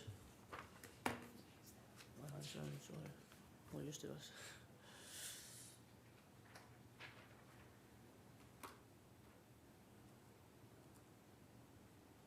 I'll put it down in my thumbs and my wall if that's okay. All right, I've reviewed a probable cause charging affidavit, sir, that charges you with disorderly intoxication. I do find probable cause. I'll appoint the Office of the Public Defender to represent you. If he wanted to enter a plea, I would just time serve him, adjudicate him, and there would be court costs. If he doesn't, I'll just go ahead and discuss bond in the matter.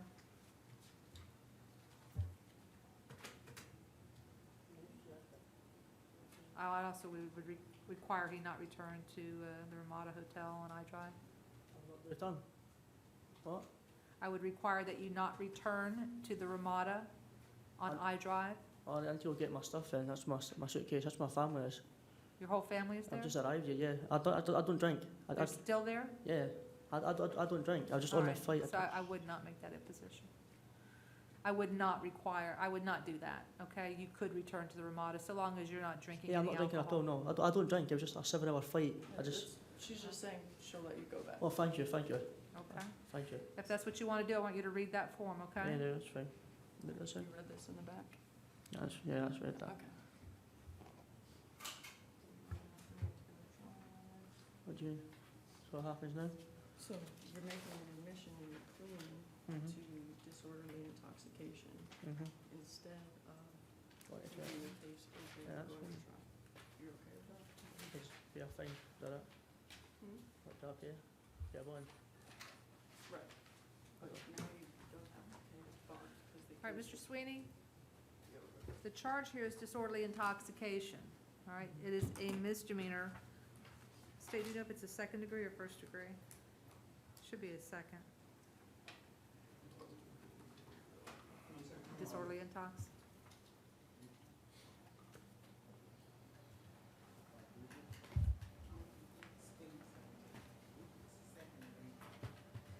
It's a, thank you. Madam Clerk advises me it's a second degree. It's a second degree. Sir, it carries a maximum of 60 days in jail and/or a $500 fine. So when you enter a plea, you're going to give up the right to have a trial on that. Okay, do you understand that? Yeah. You're going to give up any defenses that you might have to that, and I'm going to go ahead and sentence you. Is that what you want to do? You sentence me? What's wrong? Sentence you. You are going to get a sentence, so you're going to be adjudicated guilty. You'll be given credit for the time that you've been serving in jail, and I'm going to impose court costs. Yeah, that's fine. So it's going to go on your record that you have a misdemeanor disorderly intoxication. Do you understand that? Yes. And you want to do that? Yeah, that's fine. All right, so I'll accept your plea, sir. I will adjudicate you guilty, sentence you to time served, and I'm going to impose court costs. I'll go ahead and reduce them to a civil judgment in light of everything, but what I want to tell you, sir, is that while I'm allowing you to return to that hotel, the Ramada, because you tell me you've got some I've got kids. kinfolk there, you cannot be in possession of any alcohol. No, that's fine. That's understandable. No alcohol. No, that's fine. I don't plan on drinking. I'm here for the family. Here to enjoy myself. No alcohol. No, that's fine. All right, thank you, sir. try to go?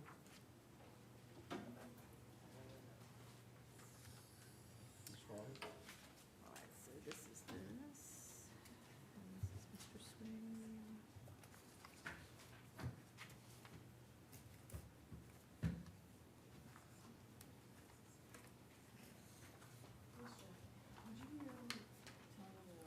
Is this April Farley? Yes. Okay. Ms. Farley, there was a warrant issued for you out of Seminole County.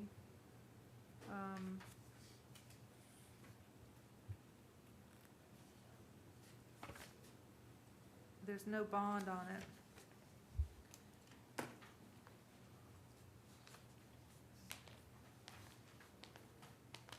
There are 2 warrants issued on her. It's got paperwork. Is it just double paperwork that I have? Right, okay, it's got the same court case number. All right, so it's 1 warrant out of Seminole County. I am going to continue to have you held here, ma'am. Seminole County should come get you in pretty short order, okay? Do you have any questions about it?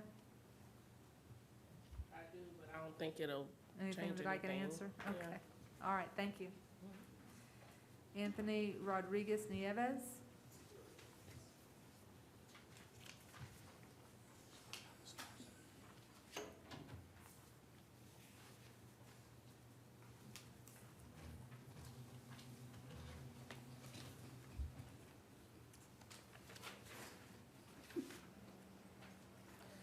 Sir, you're being detained on a warrant out of Brevard County for failure to redeliver a hired vehicle. The bond in the matter is set at $1,000. Bond will remain in that amount.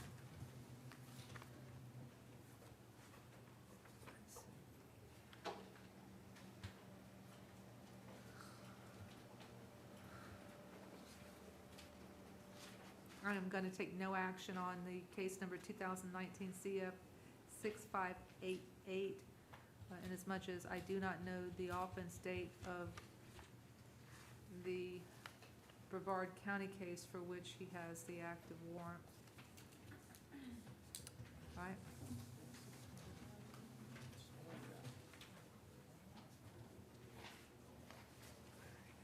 Brandon Tyson? Yes, ma'am. All right, sir, you have 2 warrants. So you have 2 warrants or 2 counts? All right, 1 warrant out of Osceola County, 2 counts. Bond has been set at 0 by the issuing judge. Bond will remain in that amount. Thank you, sir.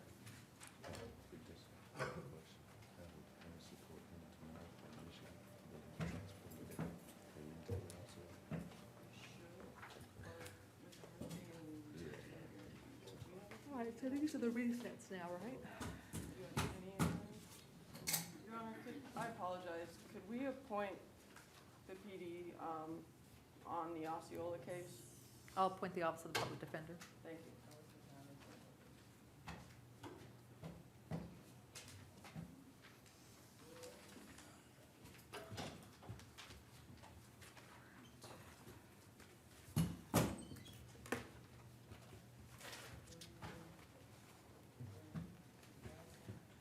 All right, and who is this lady? Miss Battle. Is this Ms. Battle? What happened to Brandon Baswell? He's mental health, Your Honor. Still mental health. And this is Regina Battle.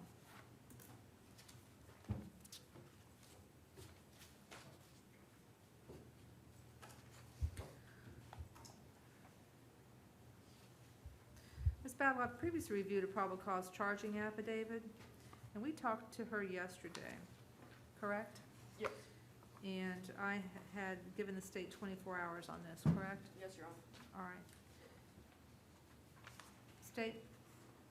Yes, Your Honor, in reviewing the charge and affidavit, the defendant was not in the store.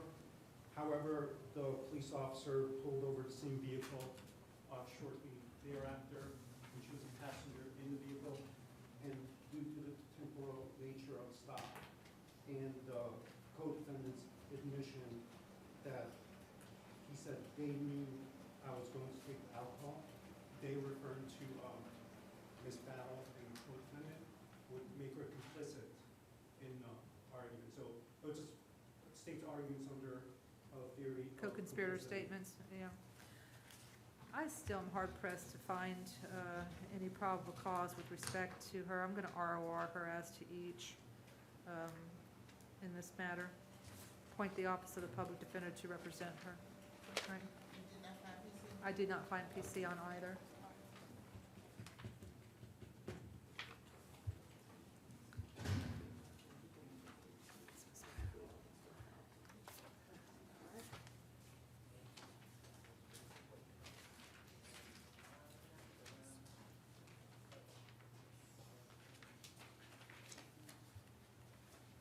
So the next one I have is Gregory Campbell.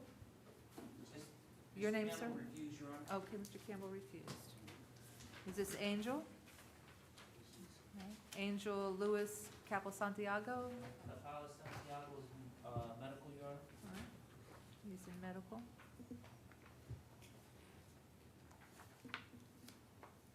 All right, is this Jose Ingles? All right, come on up, sir. All right.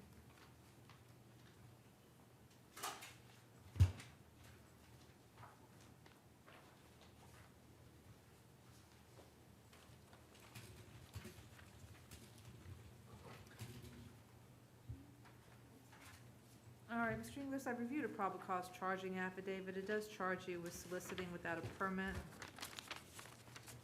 I do find probable cause.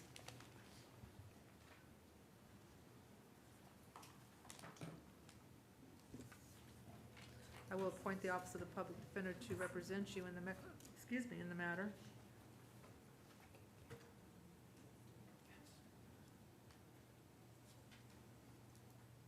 Your Honor, Mr. Inglis would be interested in resolving the case. All right, so if you wanted to resolve the case, I would just sentence you to time served. You would be adjudicated, and I will reduce the court cost to a civil judgment against you. If that's what you want to do, read that plea form, and then after you've done that, sign the bottom of it.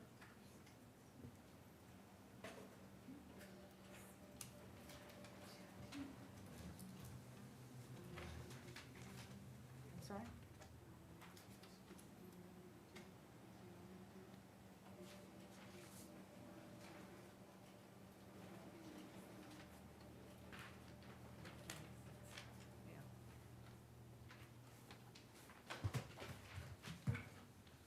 All right, sir, is that your signature on this form? Yes, ma'am.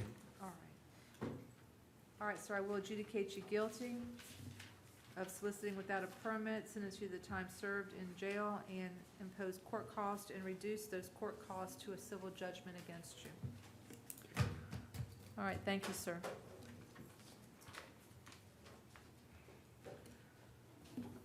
All right, so I'm gonna keep you guys advised of the changes